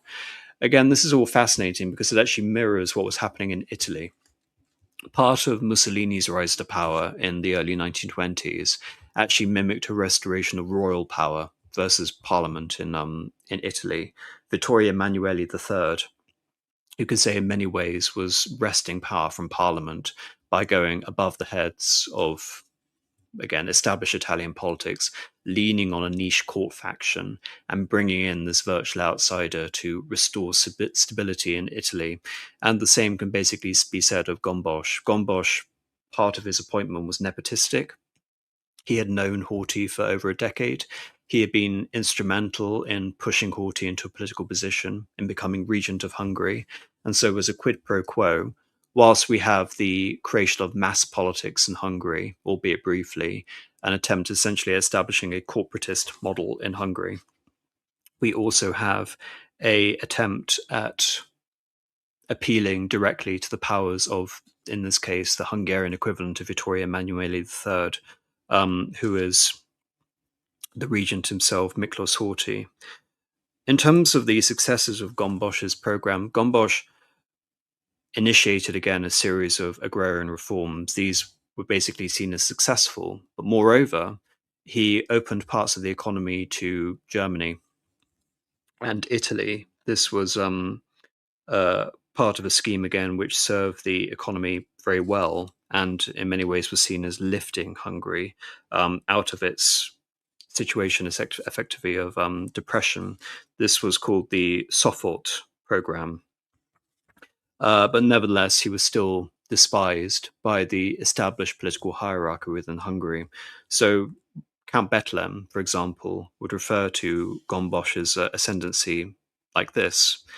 It is feared that the institutions of our 1,000-year-old constitution and our political and economic system will become the guinea pig for immature, bizarre ideas imported from abroad. We are going to witness yet more flirtation with the ideas of National Socialism, with party totalitarianism, with the ideas and formation of an SS and an SA Corps, i.e., what happened to Germany, and by implication, a black shirt corps, as with Italy, with the planned economy, a corporate system which would endanger the country's internal peace, its order, its credit, and its security. Again, so much of the basis of the foreign policy of Hungary, the notion of, again, a conservative series of ministers, is based on this idea almost of technocracy, that we alone are in a privileged position to safeguard the domestic situation and Hungary's international standing, even though Italy and Germany are the rising powers and England and France are losing their influence, especially within Central Europe. It was still seen as a liability to have all of these, quote unquote, again, fascistic affectations coming from the notables within Hungary at that time. It's possible, had Gyula Gombos lived longer, that Hungary could have metamorphosed into a more standard fascistic regime. And as we see in 1938, Hungary will imitate Germany's Nuremberg laws, as Italy will, again, more as a method of appeasing Germany, winning over support than any hard commitment. But all of this was forestalled by Gyula Gombos's premature death in October of 1936. And this allowed for a reconquest of power by the Hungarian notables, really, you can say, until the end of the regime. What was then presented as the quote-unquote right in Hungarian politics is someone who would emerge and enter power, Ferenc Szalasi, presenting his Hungarist ideology, which was to the right of the Unity Party, but he didn't even, like Gombos, he didn't even present himself as anti-Jewish. He referred to his position as asemitic rather than anti-Semitic, which, given again that Szalasi is really only known in Hungary today as a result of his Nazi collaboration and what happened to Hungary's large Jewish population at that time, it should be significant again that Hungarism was far more moderate in the 1930s and 1940s than anything we see really in part of the Spanish national movement, part of Italy, especially when compared to National Socialism in Germany. But nevertheless, that's the association, what would later become the Arrow Cross Party in the 1940s, that'll take over. So that effectively was the internal situation we see in Hungary at the time. A more or less stable regency government, which professed to be basically a kingdom in all but name, despite again frustrating the attempts of a genuine monarchical restoration, and a dominant party structure, which was, for a time, subverted internally by Gyula Gombos, the figure on the top right, to present more of a mass party, mimicking, you can say, the party structures of nothing else, of Nazi Germany and fascist Italy. But it was an attempt basically that was forestalled by his death, and the party was basically able to revert to form. So when you have the ascendancy of figures like Prime Minister Bela Imredi, he began to actually appeal again to the Entente and forming some sort of rapprochement with the West and not Germany and Italy. You can say again, in many instances, Hungary actually felt almost obliged to follow a pro-German policy, not because of any desire again to actually go along with Hitler's project, but simply as a matter of pure political pragmatism. This is reflected in the Hungarian anti-Czechoslovak policy. Czechoslovakia and Hungary were bitter enemies from the very inception. The nations had begun in a state of war with one another. And remember that Czechoslovakia had basically emerged as a country designed to dismember and destroy Austria-Hungary itself. Yet it was a multi-ethnic state. There was a plurality of Czechs, a smaller branch of Slovaks, a very large German minority, and a large Hungarian minority. One of the most controversial, and that included roughly 700,000 people for reference. What made the partition of Czechoslovakia, or rather the delineation of the borders of Czechoslovakia with Trianon, very controversial was the awarding to Czechoslovakia of Carpathian Ruthenia, what is shown on the right map as Transcarpathia. Virtually no Slovaks lived in that territory. It was a territory which was mostly Hungarian, with a Russine and what would later be a Ukrainian population, but was still at this time called the Ruthenians. So the notion that Czechoslovakia had any ethnic rights over this territory was frankly preposterous. But the reason that territory was rewarded to Czechoslovakia is that it allowed Czechoslovakia to have a border with Romania, meaning that the Little Entente could completely surround Hungary and invade at any time, given the fact that Poland, especially at this time, being rather revisionistic, especially to Czechoslovakia and wanting territory at Czechoslovak expense, was seen as rather unreliable. But nevertheless, as we have the Sudeten crisis in 1938, Hungary proves to be one of the main beneficiaries out of the partitioning of Czechoslovakia, because the logic was essentially the same. Bohemia and Moravia, which had been the provinces of the old Austro-Hungarian Empire, had significant German populations. These Germans now went from being Bohemians to be Sudetens due to the geographic region of which they were the majority. And these were the territories that were given over to Germany in the fall of 1938.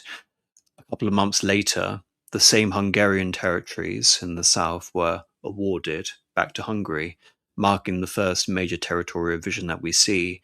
And again, it's part of the success of Hungary's policy of basically wait and see, wait for a new constellation, a favorable system of alliances to present itself, and regain a vast series of the former territories peaceably, as opposed to inciting a conflict in that region.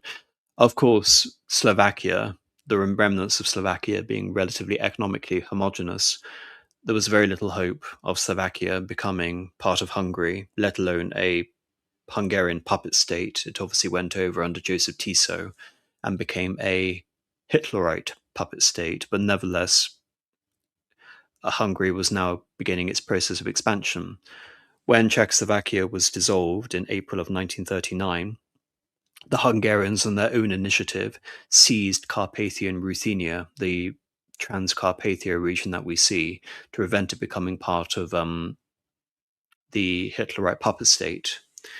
And again, we see a process of the further territorial aggrandizement or the redemption of Hungary following the Treaty of Trianon. Of course, in September of 1939, Germany invaded Poland, which helped precipitate World War I. Germany occupies Poland and partitions it with the Soviet Union. In June of 1940, France falls, and Germany is the uncontested hegemon of continental Europe. It's during this period that Horthy and the Hungarian government under Teleki, who has now been restored to power again after a very long hiatus between his first ministry and his second ministry, nearly 20 years, he comes back to power.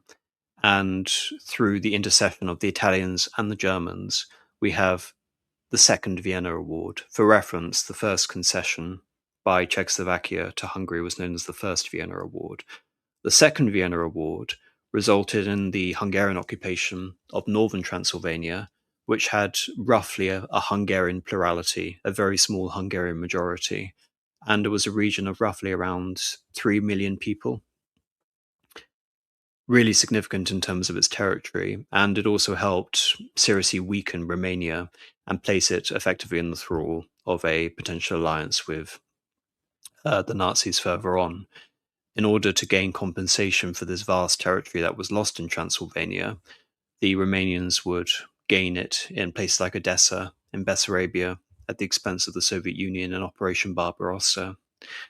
As a result of these concessions, the Hungarians were expected to join in an alliance with Italy and Germany, and in November of 1940, the Hungarians joined the Tripartite Pact. However, they also signed an eternal friendship agreement with Yugoslavia.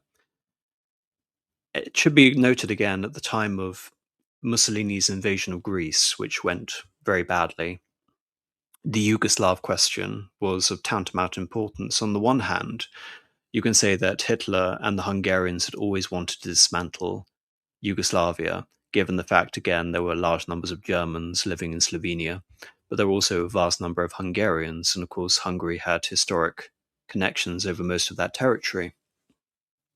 Instead, effectively, what happened is that Prince Paul, the regent of Yugoslavia, was brought into the Tripartite Pact, forming an alliance with Hitler and, by extension, Hungary. And this cemented the quote-unquote eternal friendship agreement that Teleki had formed with Prince Paul. Only a few weeks later, the Yugoslav Air Force conducted a coup with the support of the British, and it should also be mentioned with the support of the Americans. And even though they were prevaricating, proclaiming that they were still the new Yugoslav government loyal to Germany in the Tripartite Pact, Hitler used this as a justification to abolish effectively Yugoslavia. And in the process, Hungarian troops were involved, and territories were, as you can see on the map on the right, awarded to Hungary on the back of Yugoslavia. This affected the Prime Minister Teleki so severely that he actually committed suicide. And he was replaced by one Count Bardoschi, who was seen as very pro-German. In the first few weeks of Operation Barbarossa, which was the German invasion of the Soviet Union in June of 1941, there was an interesting incident where Bratislava and the city of Kassa were attacked, or Kasha, were attacked by an unknown bomber. It's possible that this was a false flag operation. It could have been staged by the Germans. It could have even been staged by the Hungarians themselves. But it was sufficient to justify the fact that this bombing raid had given the Hungarians every justification to declare war on the Soviet Union. Of course, given the Hungarians and their relationship with the Soviet Revolution in 1919, there were many Hungarians that were pro the quote-unquote war of annihilation against the Soviet Union, who wanted to see the eradication of Bolshevism, because so many of them had lived through and experienced it, and in their cases eliminated it, cleansed it from the territory of Hungary. But nevertheless, it created a serious issue, given the fact that the Allies in the West and the Soviets in the East were now fighting the same war against the Germans.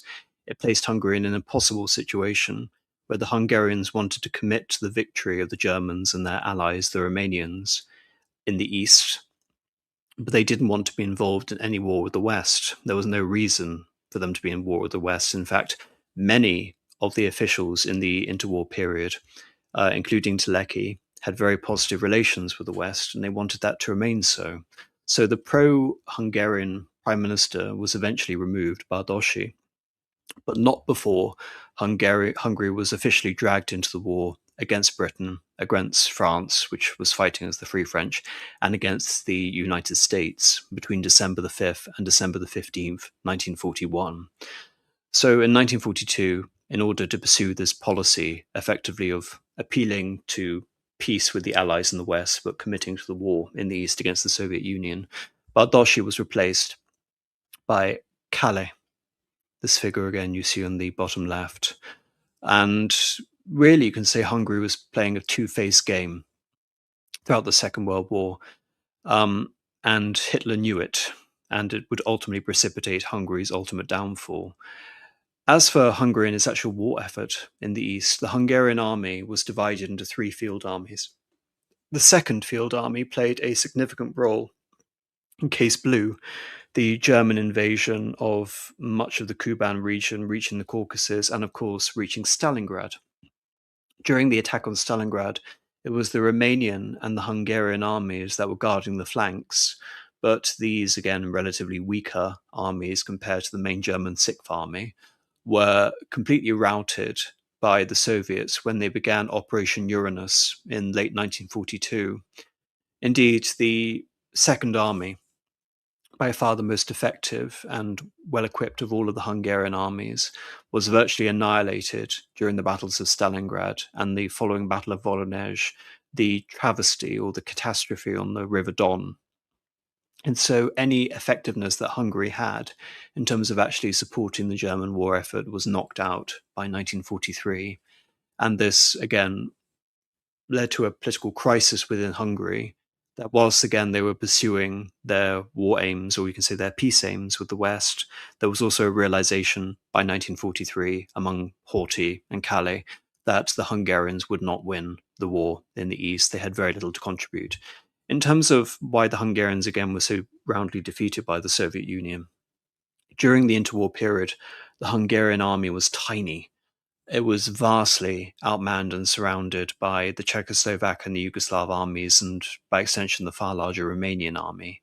So the Romanian army during the Eastern Front of World War II had the excuse of being a effective and very experienced military force that had basically been the bedrock of quote-unquote Balkan stability during this period.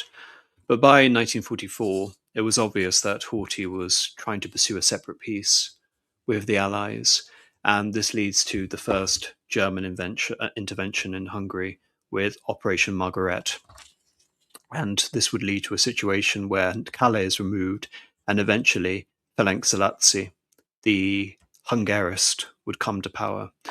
And this is an article as part of that anthology, written by Martyn Rady on Szalasi, and the article is called Hungarism and the Arrow Cross. On the 19th of March 1944, German troops occupied Hungary in Operation Margaret. The primary aim of the occupation was to forestall Prime Minister Cahiers' attempt to extricate Hungary from the war. Apart from a general understanding that Horthy should remain as head of state, the various German authorities that now competed for power in Hungary had differing opinions as to the composition of this new government. For the Reich plenipotentiary, Edmund Wesenmeyer, it was obvious that one Rady was the most competent politician and should be given the premiership, and that the untested Szalasi should be kept out of government. By contrast, the SS and the Gestapo, led by SS Obergruppenführer Otto Winkelmann, were entirely opposed to Rady on counts of both his Jewish ancestry and of his lack of radicalism, preferring instead a broadly based government which also included Szalasi, as well as leaders of the pro-German National Socialist parties. In the end, a compromise was struck. The government was handed over to a third-rate politician, but a convenient puppet, Dome Stoye, who had previously been Hungarian ambassador in Berlin. After a suitable interval, Rady was admitted to this government, but Szalasi was not. The immediate consequence of Operation Margaret was the almost complete destruction of Hungary's Jews. Between 1938 and 41, 3 anti-Jewish laws had been passed in Hungary, squeezing the Jews out of professions and as employees, forbidding interracial marriage, basically the Hungarian equivalent of the Nuremberg laws. In 1941, moreover, Hungarian forces were complicit in the massacre of Jews in the Vojvodina and in the murder by German units of 20,000 Jewish refugees in Kamenets-Podolsk. As for the Vojvodina, again, this was part of the overall attempt at conquering the region, which had been previously part of Yugoslavia, but then was awarded to Hungary following the dismemberment of Yugoslavia in 1941. Jews eligible for military service were likewise conscripted into labor units where they were subject to casual brutality. Nevertheless, until March 1944, Hungary remained a relatively safe haven for Jews, and in Budapest, the majority of shops were still Jewish-owned. Although subject to legal discrimination, economic disabilities and harassment, over 800,000 Jews were still living in Hungary at the time of the German occupation, which is a huge population in terms of an overall population of an enlarged Hungary, which was roughly around 15 million people. That means that roughly 5% of the population, over 5% of the population, were Jews.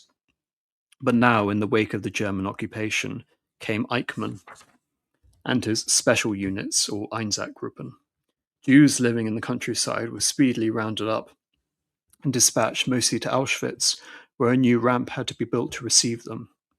Auschwitz, by reference, is actually quite close to the Hungarian border. About 400,000 were subsequently killed. Those who remained in Budapest were obliged to wear the yellow star and were concentrated in specially marked tenant blocks. Although the work of identification, rounding up and transporting was overseen by Eichmann and Winkelmann, the staff that they could dedicate for this purpose amounted to only a few hundred. For the rest, they relied on the services of the Ministry of the Interior and the Gendarmerie, around 20,000 persons in all, these being the Hungarian Ministry of the Interior and Gendarmerie. German dependence, however, on Hungarian staff to bring around the solution in Hungary provided the opportunity for remission. Faced with incontrovertible evidence as to the fate awaiting the Jews in Hungary, a barrage of complaints from neutral missions in the capital, as well as from the papal nuncio, and an Allied bombing offensive ostensibly aimed at halting the deportations on the 7th July, the regent, Horthy, ordered an end to all further transportations.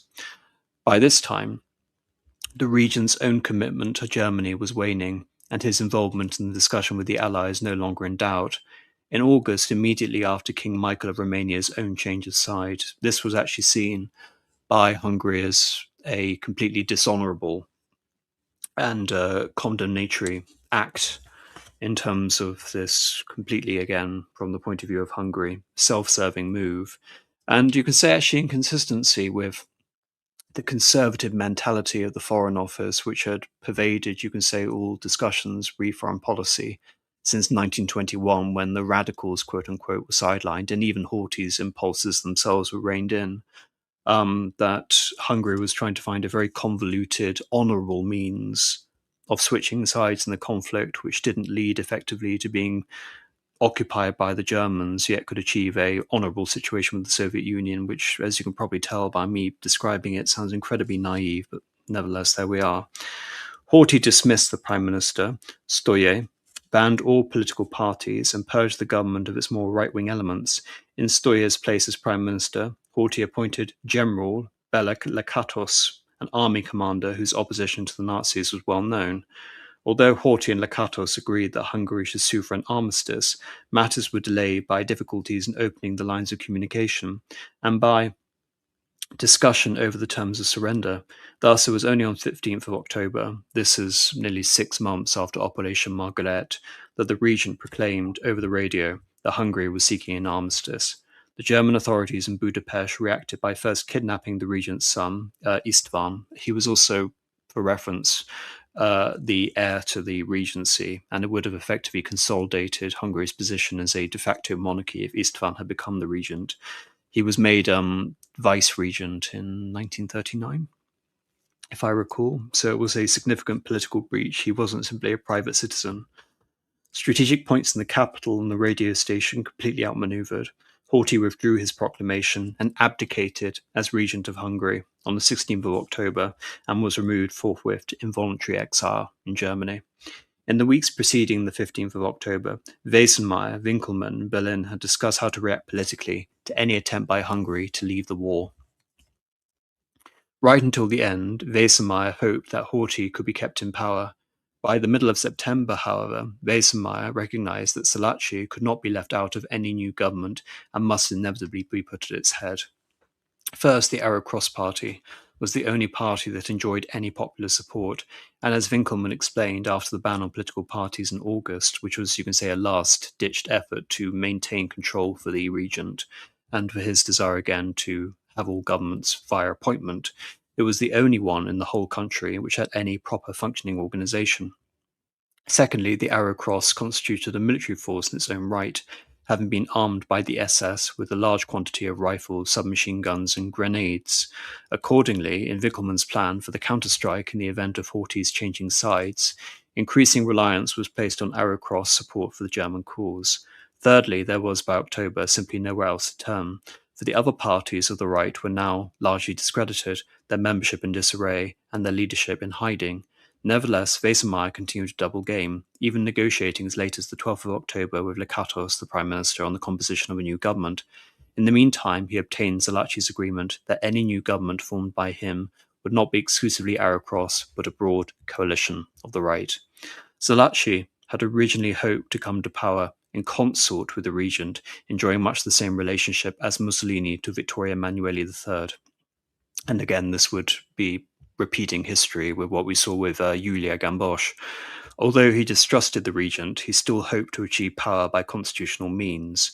Accordingly, Zalachi visited Horthy on the 15th of October, just the day before Horthy resigned, even as the regent's hopes for an armistice were crashing down around him, and asked him to hand government over to himself.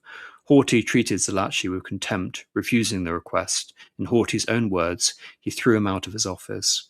Wesemeyer's intervention proved, however, decisive, and under his influence the next day, Horthy concluded his instrument of abdication with a clause entrusting Zalachi with the formation of a new government. This Zalachi completed on the 17th, and although the majority of portfolios went to the Arrow Cross, he abided by Wesemeyer's wish for a more broadly based government of the right. With excessive deference to historical form, Zalachi proposed his first cabinet meeting that the office of regent be abolished and its powers vested in himself, holding the ancient title of Palatine, again the title that was most synonymous with the use of the Habsburgs. The ancient solution proved unacceptable to the assembled ministers. Accordingly, Zalachi took on a temporary measure the title of national leader, agreeing that at some unspecified date a regional council or regency council would determine the identity of a new regent. As national leader, Zalachi combined the duties hitherto exercised by the regent with the role of prime minister, effectively fusing them together, as we saw with Hitler and the fusion of president and Reichskanzler. On the 4th of November, before the Holy Crown of Hungary, and in the presence of the assembled parliament and selected dignitaries, Zalachi took the oath of office in the marble hall of the royal palace in Budapest. Its text followed almost verbatim that previously delivered by Horthy, Franz Josef, and Mary Theresa. So despite, again, all of the forms, what we see with National Socialism is an active denigration, even vilification of the Hohenzollern dynasty and the old forms of government in many ways that preceded it. Yes, there were various affectations towards the Holy Roman Empire, but in many ways National Socialism was far more proletarian in terms of its desire to create a new form of German identity and nationalism, something that hadn't really existed before, even though we have the grand moments of deference with the appointment with Hitler as Chancellor on the day of Potsdam, trying to form a link between Hindenburg and the Prussian Junker aristocracy. But again, it's fascinating that even in 1944, as the Axis war effort is collapsing, as we're in the middle of Operation Bagration, which has basically resulted in the collapse of Army Group Center in Belarus, we're seeing these fastidious attention to detail in terms of recreating the atmosphere that we saw with Mary Theresa, who, as I mentioned earlier in the conversation, is effectively held up as the archetype between the idealized head of state and the Hungarian people. It may well be that even at the first meeting of the new government held in the Yellow Hall of the Sandor Palace, everyone knew the war was lost. Nevertheless, Zalachi continued to maintain that military victory was imminent. In order to hasten it, he extended conscription, pressed 2 new Hungarian SS divisions into existence, the SS, especially the Waffen-SS, being an international force, put all remaining industry on a war footing. If, again, you look at part of Hungary's sort of victimhood narrative post-World War II, is through the actions of Ribbentrop and other ministers, we see Hungary effectively seeing its economy and its population and its army, its fledgling army, given the fact it only really came into existence following 1938, and the revocation of the Treaty of Trianon, it being imposed, a war effort that was essentially imposed on it in order to fight in the East. And so again, Hungary from 1942 and 1943 especially onwards was trying to find a way to extricate itself. And now under Zalachi, we're seeing a complete reversal of that and a redoubling of all of Hungary's resources and manpower to quote-unquote final victory. According to Zalachi, in November, plans to evacuate the government and key personnel from Budapest to the far west of the country. By the middle of that month, Budapest was effectively surrounded by the Red Army. In the chaos attending the siege of Budapest, the Soviet advance, the Germans helped themselves to the contents of the National Bank, as well as to 26,000 cars, 793 steam locomotives, and the contents of 415 factories and 25 hospitals. Upon taking power, the Arrow Cross resumed the hounding of Hungary's Jews, by now almost completely confined to the capital. The Yellow Star, abolished a few months later by Horthy, was reintroduced and the transfer began. Jews not confined to the ghettos were put to work in labour battalions. 50,000 of these moved on foot in the middle of winter to Hagia Shalom, to assist in the construction of the new defensive wall of Budapest. Certainly, Zalachi complained to the Nazis of the transfer of Hungarian Jews to German soil. He famously remarked, "Are we, the Hungarians, rich enough that we can do without 4 million work hours a day?" In the meantime, individual Arrow Cross members, stirred by vicious propaganda, exacted their own punishments. The main ghetto was repeatedly raided and its occupants murdered. Zalachi was later to maintain that strict order prevailed among the Arrow Cross. The best that could be said of his statement is that by November he was ensconced in the royal castle, like a king, shut off from the world, surrounded by a clique. Heino Jaloczi, deputy prime minister, admitted, however, that with its coming to power, the Arrow Cross had proved too successful in terms of recruitment, with the result that extremists had entered its ranks and the party discipline had suffered. Again, this would actually conform with the idea that, contrary to the popular image of the Arrow Cross party, the Hungarists were actually moderate. This may well be, but the Arrow Cross government only added to the atmosphere of violence through its malevolent propaganda and the establishment of its own secret police, party militia, and military police. Again, these were things that Bethlen in 1936 was accusing Gombosch of achieving, but it's only really with the deposition of Horthy in late 1944, as Royal Hungary, quote unquote, is collapsing, that we see Hungary truly mimicking the rest of the Axis powers. These combed the population for deserters, communists, and shirkers. Notwithstanding their efforts, the bulk of the Hungarian armed forces simply melted away, with many soldiers either returning home or deserting to the Red Army. The claim advanced by apologists for the Arrow Cross that Hungary's resistance to the Soviets presented yet more Central Europe passing to Stalin is not demonstrated by Hungarian military success, or lack thereof, in 1944. With its removal in December to the impotent of the West Hungarian border, the government could not concentrate on planning the reorganization of both Hungary and the globe on Hungarist principles. There are many grandiose, melodramatic, and dare I say almost, almost sort of Napoleon syndrome-esque comments emerging from Zalachi that when he has been called to the efforts of Hungary, that Hungary will inevitably lead a full transformation of the European order.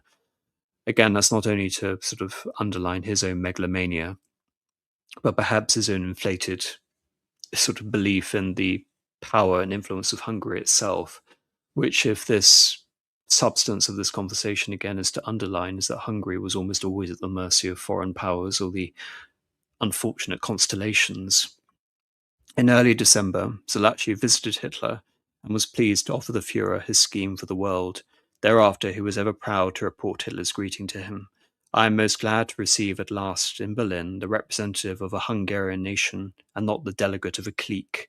By delegate of a clique, again, it's just confirming Hitler's own disparaging status towards any sort of pseudo-royalist government, and that he again believed that all of Horthy's political appointees were part of this gentry class of Hungarian agrarian sort of aristocrats that went back to the 1,000 years of constitutional history, according to Count Bethlen. In fact, Hitler was appalled by his conversation with Zalachi. Heinz Guderian, the famous German general who was present at their meeting, reported that Zalachi seemed of little ability and even less tact. The conversation was awkward. The new men did not give the impression of one from whom anything might be expected. He seemed to have risen to the world almost against his will. We had no allies anymore. Inspired by his visit to the Third Reich, Zalachi threw himself into a frenzy of organization, the planning of the corporate state, the merger of party and state offices, workers' councils, and an ambitious land reform, the fruits of which were to depend upon how many children an individual peasant sired. As late as March, Zalachi was still promising this 2 months before the end of the war, was still promising that Hungarian forces would soon be on the Dniester, that being a river within the Soviet Union. More concretely, the street names of Yor were adjusted to include Endurance Street, Victory Square, and Faith Road, while Zalachi himself went on tour to introduce himself to the people. Even in captivity, Zalachi maintained a frenzy of activity, designing a new cathedral, and in his cell rewriting new party statutes. The only personal concession he permitted himself was marriage to his longtime fiancée, Gisela Lutz, on 28th of April 1945. This, it should be mentioned, just a day before Hitler married Eva Braun. Although in order to perform his political duties the more exactly, he refrained from husbandly relations with her. It's easy to make fun of Zalachi's delusions and to draw breath for the crimes over which he presided. However, we mustn't overlook the genuine affection and respect which he actually inspired, particularly among those lesser Hungarians whom the politicians and parties of interwar Hungary had so studiously ignored, that being the concentration of power in what Hitler basically referred to as the clique. As one historian personally recalled, in the late 1940s, by a strange coincidence and even stranger fortune, I visited Passau-Pocking, displaced persons camp in Bavaria, then in the American zone of occupation in Germany. On entering one of the barracks, I was struck by the almost religious atmosphere inside. The inmates, all of them Hungarian and members of the Arrow Cross Party, were commemorating in the cold, damp darkness of the room the anniversary of the martyrdom of Ferenc Zalachi, their former leader. I was about to erupt. It was shortly after 1945, and in addition to possessing a youthful bad temper, I had experienced fascist persecutions and was inclined to look at such fascist memorial service in the US zone of Germany rather seriously as an infraction.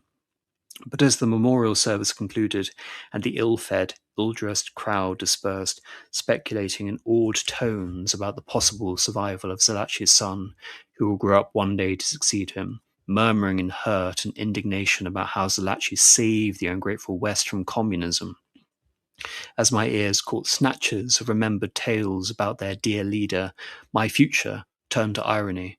Then, as I observed more closely the sincere ravages of those unfortunate compatriots around mine, I realized that without exception, they were the faces of the poorest, lowest, most abysmally miserable agrarian industrial proletariat of Hungary.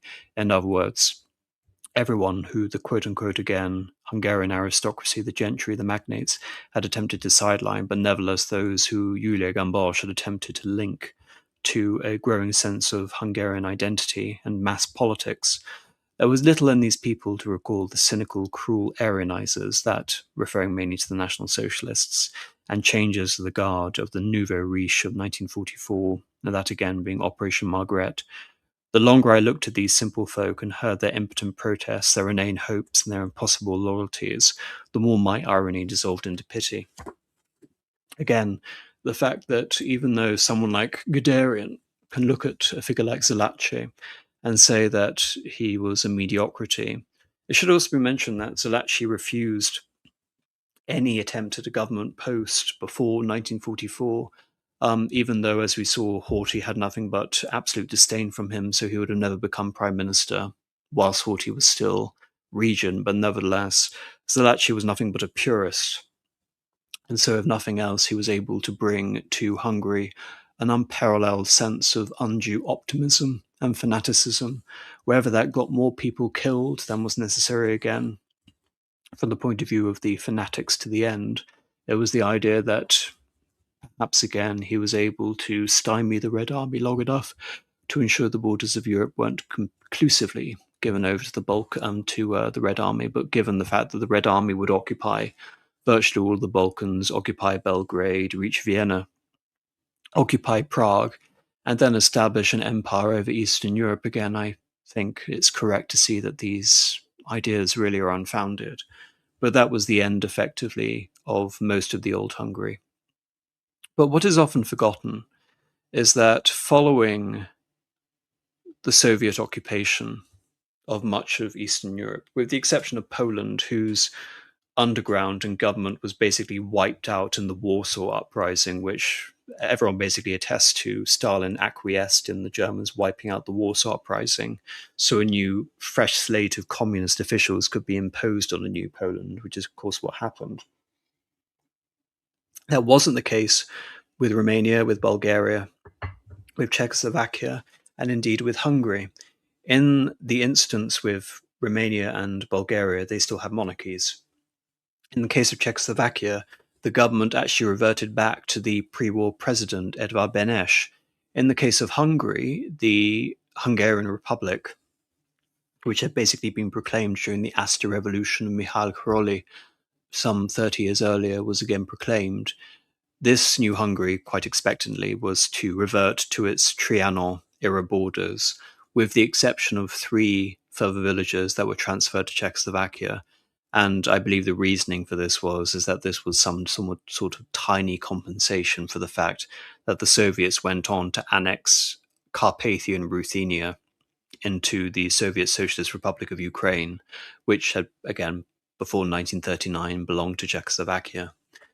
The anti-fascist Agrarian Smallholders Party, which had been active in various iterations in the 1930s, under one Zoltán Tildy, won a majority in the first mass elections in Hungary following the removal of Zalachi.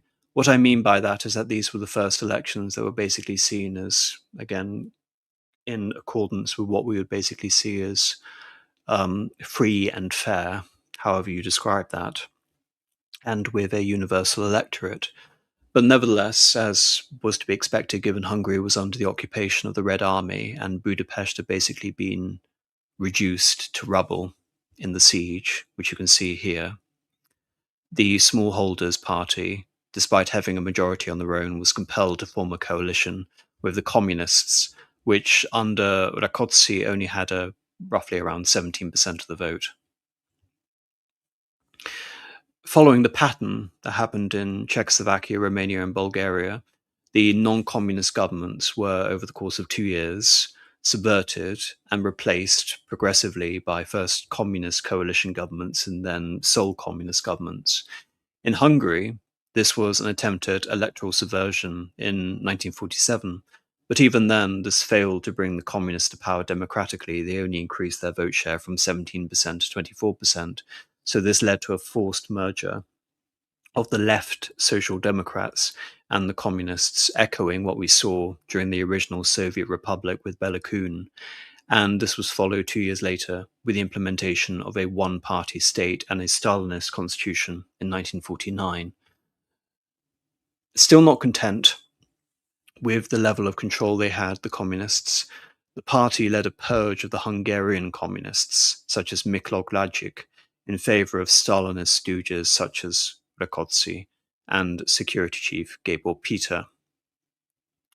The new Red Terror was directed against the remainder of Hungary's aristocracy and other notables from the Horthy era, including the Cardinal Archbishop of Mindzenti. 10,000 were imprisoned, thousands were killed, and roughly 50,000 were sent to forced labor camps. The process of ending the latifundia, the great landed estates, had already been a process which had been subject to a series of land reforms, but none of them had been very successful. But the process of really completing this process in earnest began as the Soviets began to occupy parts of the country in 1944, which, again, it should be mentioned, was a process that resulted in massive numbers of emigres leaving Hungary, including, should we mention, members of relatives of my own family as well. But of those that remained, they were subject to massive persecutions. The Rákóczi government then sought to abolish the traditional Hungarian agrarian economy and the limited textile base it had, replacing it with a nationalized, industrialized economy focused on heavy industry on the Stalinist model. The government of the economy of iron and steel is what the first minister of the Communist Party, Rákóczi, would refer to it, with a special focus on the steel industry, despite Hungary's near total absence of iron, which had been the case with the Treaty of Trianon. With the inevitable food shortages that followed from this redirection of the economy, kind of like we see with the Great Leap Forward in China a decade later, the government initiated a campaign of dekulakization and collectivization, attacking, now that the gentry had basically been dispossessed, they were now attacking the relatively well-off peasants and the small landholders, i.e. those who also made up the largest party, which which the smallholders party under Zoltán Tildy had essentially led to a government victory in 1945. So the collectivization only worsened the food shortages now that competent farmers were once again, as we saw, it should be mentioned, with the original Red Terror in 1919, faced out of power. There was a corresponding attack on the Catholic Church. There was the secularization of education. So the Hungary that we saw with Tisza of Austria-Hungary and the truncated Hungary of Count Bethlen and Regent Horthy, the Constitution of St. Stephen, which was seen again as the possession of all of Hungary's aristocracy, that Hungary, which managed to fuse together the Calvinists and a traditional Catholic hierarchy as the dominant force within political and social life, that Hungary was definitively abolished during this period. Despite, again, to be expected, the rapidly declining standard of living, this on top of the wartime devastation that was incurred in Hungary, Rákóczi was secure so long as Stalin was alive, but with Stalin's death in 1953, Imre Nagy precipitated a power struggle, leading to the arrest of the Interior Minister, Gabor Peter, and the release of many political prisoners. Despite the ascendancy of liberal Khrushchev following Stalin's death, Nagy was accused of quote-unquote right deviationism, and even though this spared Rákóczi himself until he himself was purged following Khrushchev's anti-Stalinist secret speech, he was replaced by the equally unpopular Erno General.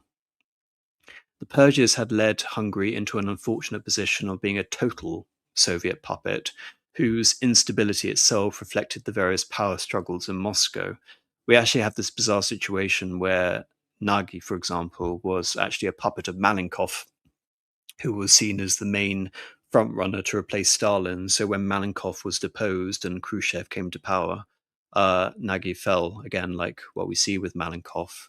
It's actually rather remarkable how successful the Stalinization of Hungary had been between 1949 and 1956, that it proved so volatile in terms of so accurately mimicking all the power struggles that we see in Moscow.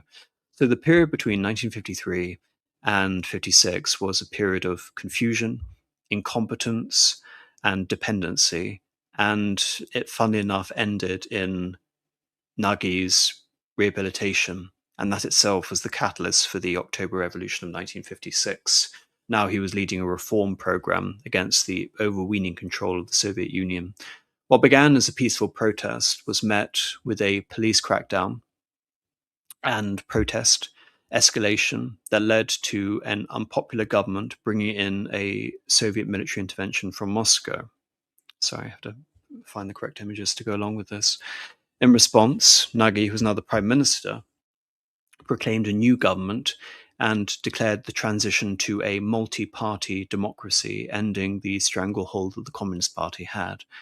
It revolved around the rehabilitation of the likes of the smallholders, such as Tildy, and actually bring in figures like Tildy into the new government.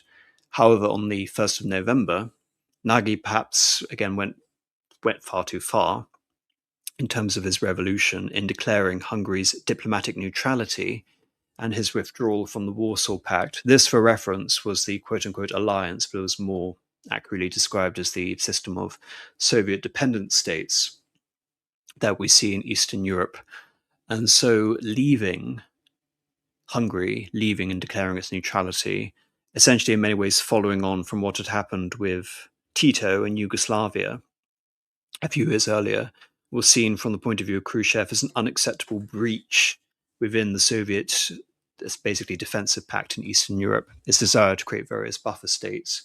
Indeed, had Hungary flipped and not become a member of the non-aligned pact, which is probably the most likely outcome, but become a member of NATO, then that would have meant that Hungary would have a military border with the Soviet Union in Ukraine. So this was seen as completely militarily unacceptable. And on the 4th of November, it precipitated a full Soviet intervention, which resulted in the death of some 5,000 people, injuring at least 20,000, and the execution of figures like Nagy. Kada was named as Gera's replacement as Communist Party chief, was once at the head of the crackdown and responsible for a more moderate course, and generally would offer amnesty in the 1960s onwards. Indeed, it's very possible to look at 1956 as a second 1848, with Nagy basically being a second Lajos Kossuth in many ways, this doomed attempt to bring independence and democracy, however you would again like to refer to it, to Hungary, only to result in not only a brutal repression, but in both cases, interestingly enough, a Russian intervention. All of these rhymes are replete throughout Hungarian history, which is again cause for the poetical idea of the Turanistic curse of these melancholic horse peoples from the great steppe in the east. So, in terms of trying to again lead some sort of positive towards the end of this conversation, at the beginning of the conversation, in terms of my introduction, I was trying to represent Austria-Hungary and Soviet Hungary, the Soviet Union and Hungary, as engaged in a series of compromises. Hungary's history in the interwar and for much of the 20th century is a process of negotiating with much more powerful neighbors with varying levels of success. During Austria-Hungary, not only do I believe that this idea was successful, despite again the denied hopes of many Hungarian independence fighters, but it was a time where Hungary was able to demonstrate more independence and international influence, especially with figures like Ullein-Reviczky, than it perhaps had wielded since the Middle Ages, perhaps even more so. In the case of the second compromise, which was the Kada era, or so-called Goulash communism, it wasn't in terms of inflating Hungary's prestige. It was simply a matter of affording Hungary some form of moderated position in terms of the more Stalinistic regimes that you see throughout the rest of Eastern Europe. The most extreme of these being Ceausescu in Romania, simultaneously again having a very lopsided planned economy, yet also trying to infuse Romania with aspects of the cult of personality, proto-chronism, Romanian sort of nationalism, and a inflated position on the world stage. Hungary again abandoned all of these pretensions under the Kada era. It is very interesting to look at this period. This is an article by Heino Nyyssönen on the quote-unquote Salami Reconstructed. Two famous political metaphors connect Hungarian communism to cuisine. The first is so-called salami tactics, removing political opponents one by one like salami. In the 1940s, the communists used salami tactics and destroyed the bourgeois parties one after another. Again, it's fair to say that they were bourgeois parties at this time because the gentry had basically been dispossessed with the fall of Horthy. The second metaphor, Goulash communism, refers to Hungarian beef soup made with vegetables and paprika. The idea of communist prosperity and consumerism appeared in Nikita Khrushchev's speeches in the early 1960s. The Soviet leader boasted about the economic potential of the Soviet Union and reduced communism to consumerism to a new pair of trousers and a plate of goulash. The expression also referred to Hungary and surmised a particular model characterized by cultural freedom with a national flavor.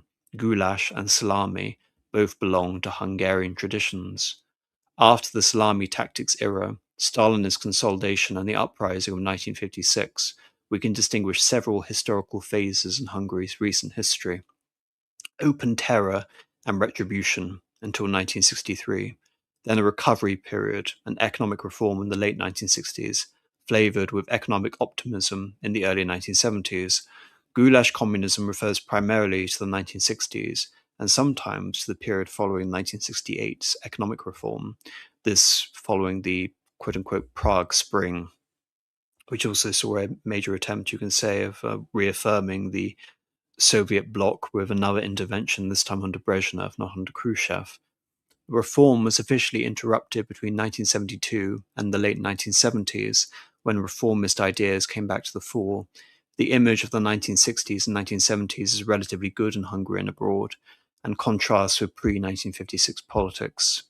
These more liberal periods can be defined as the Hungarian quote-unquote thaw. In 1945, the term was revolutionary, and it wiped away the old rulers and the state.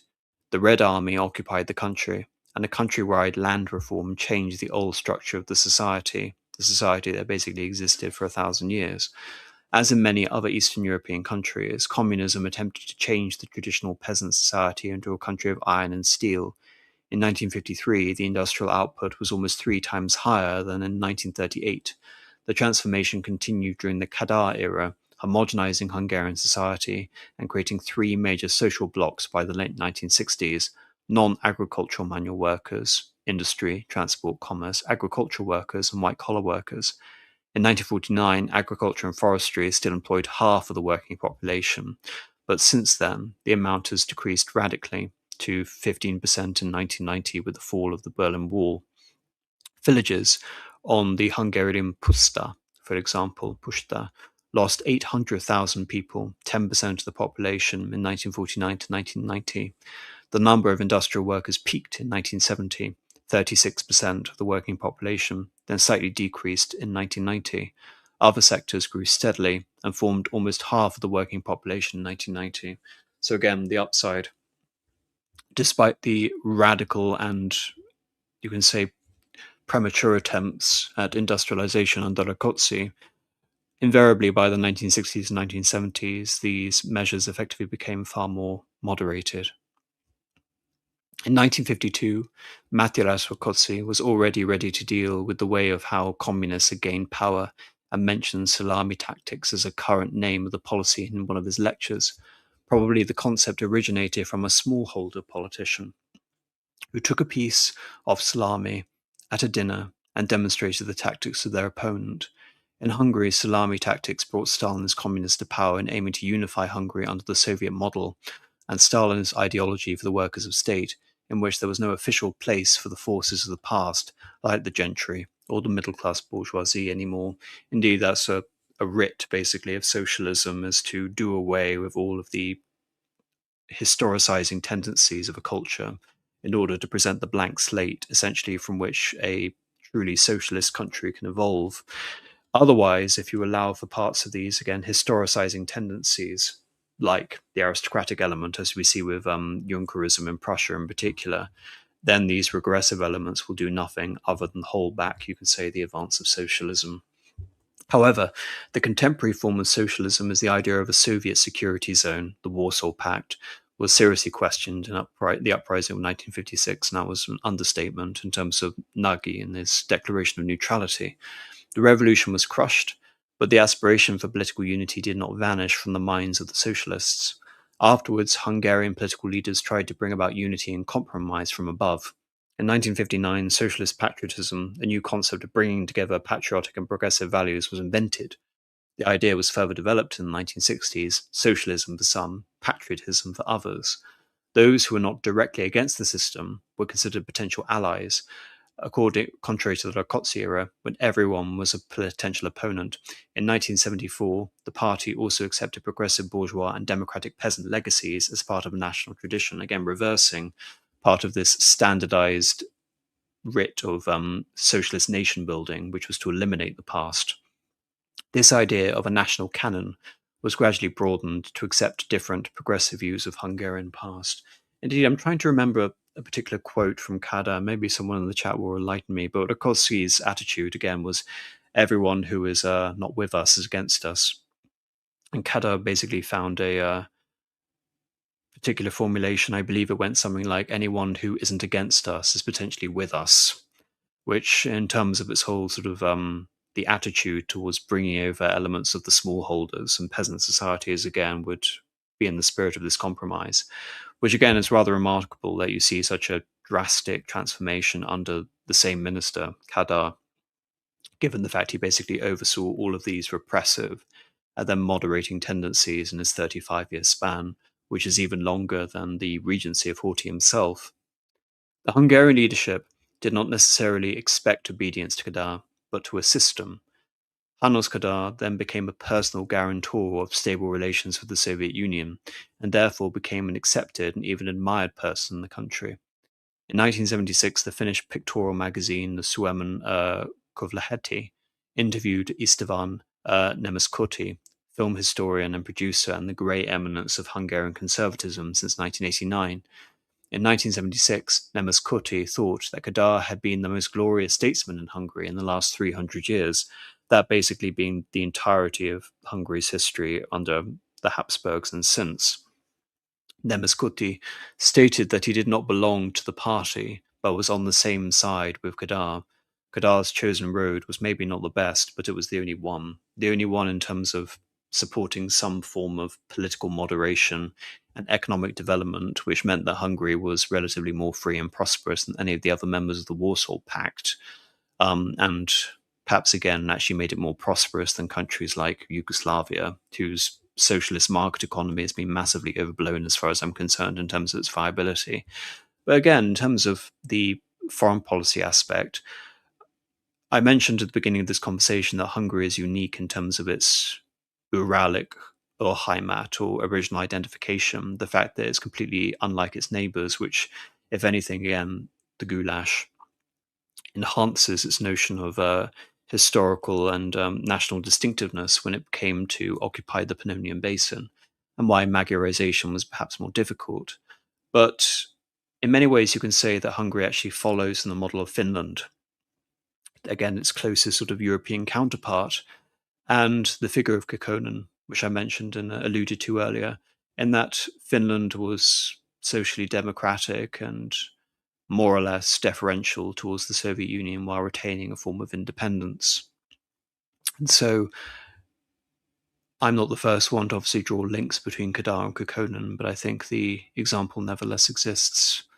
So in spite of everything, under the Warsaw Pact, it wasn't a simple situation of crushing, control, and destruction of all aspects of life and independence in Hungary.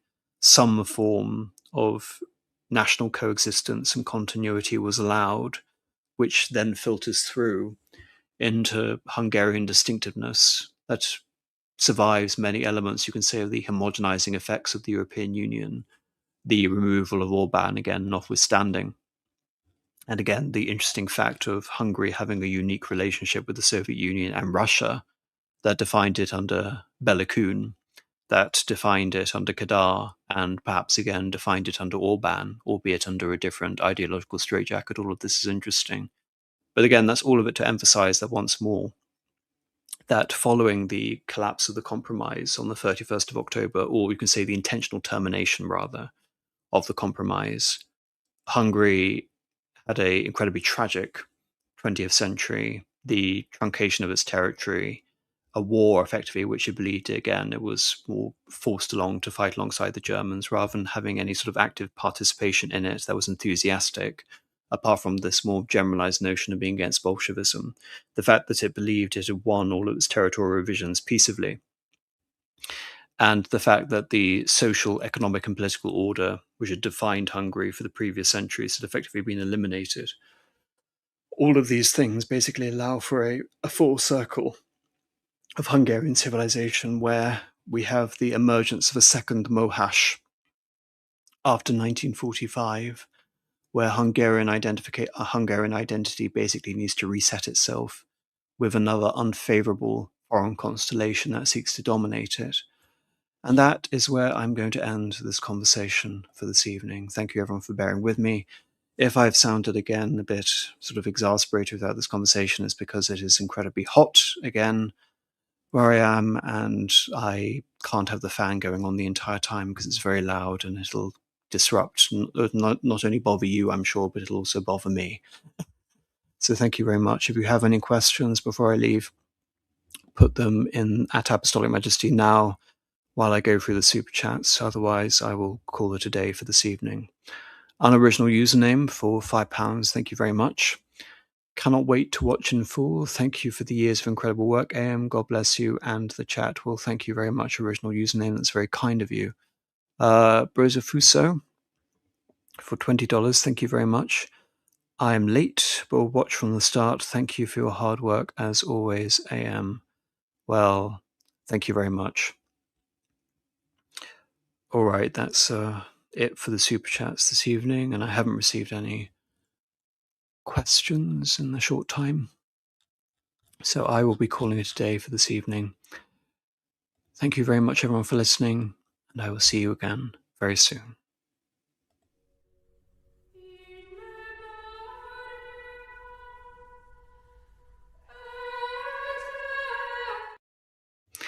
Sorry, I'm not going to end this conversation. I've called an end to the exit video because I have seen a super chat at the end, so thank you.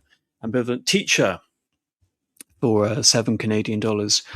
Great stream. Do you think Hungary had any better option during the 1930s? No. I don't believe Hungary had any better option for the 1930s in terms of its territorial revisionism that you can see on this map. I believe there was absolutely no way, other than Hungary being at war and Germany being at war with Romania, that Hungary was going to get anything close to the territory you can see on this map here. So, no, funny enough, I think Hungary did as well as it could. I think, again, the only chance it could have held on to some of these territories had Kalle and Horthy been able to organize a transfer of alliances more speedily, more effectively. But even though, had, say, for example, Hungary had the chance to switch sides and not be occupied by Germany, you still have to bear in mind that Romania suffered the exact same fate as Hungary, despite switching sides. So, the Soviets didn't discriminate. If Hungary had an army which it could present to the Allies, then fight alongside with the Germans and preserve that army and use it again, potentially against the Soviet Union, then possibly Hungary could have fared better in the 1940s. But as I've already mentioned, most of the best units of the Hungarian army were defeated on the Don in 1943. So, interestingly enough, I think actually no, Hungary got the best outcome, which is again the whole tragic element of all of this is that no matter what Hungary did, Hungary was basically at the mercy of all the powers that surrounded it. And which is why I come to I'm not even going to say controversial conclusion. I think it's obvious that Austria-Hungary, again, worked so well for the Hungarians because it allowed them a degree of security and inflated their international prestige as an aristocratic clique.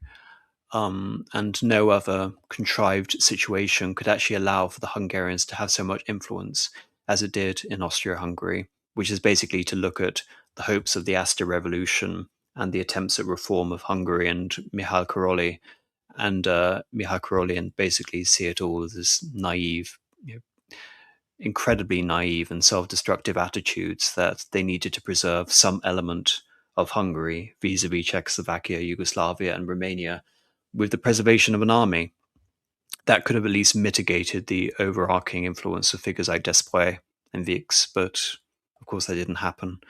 All right. Good night again.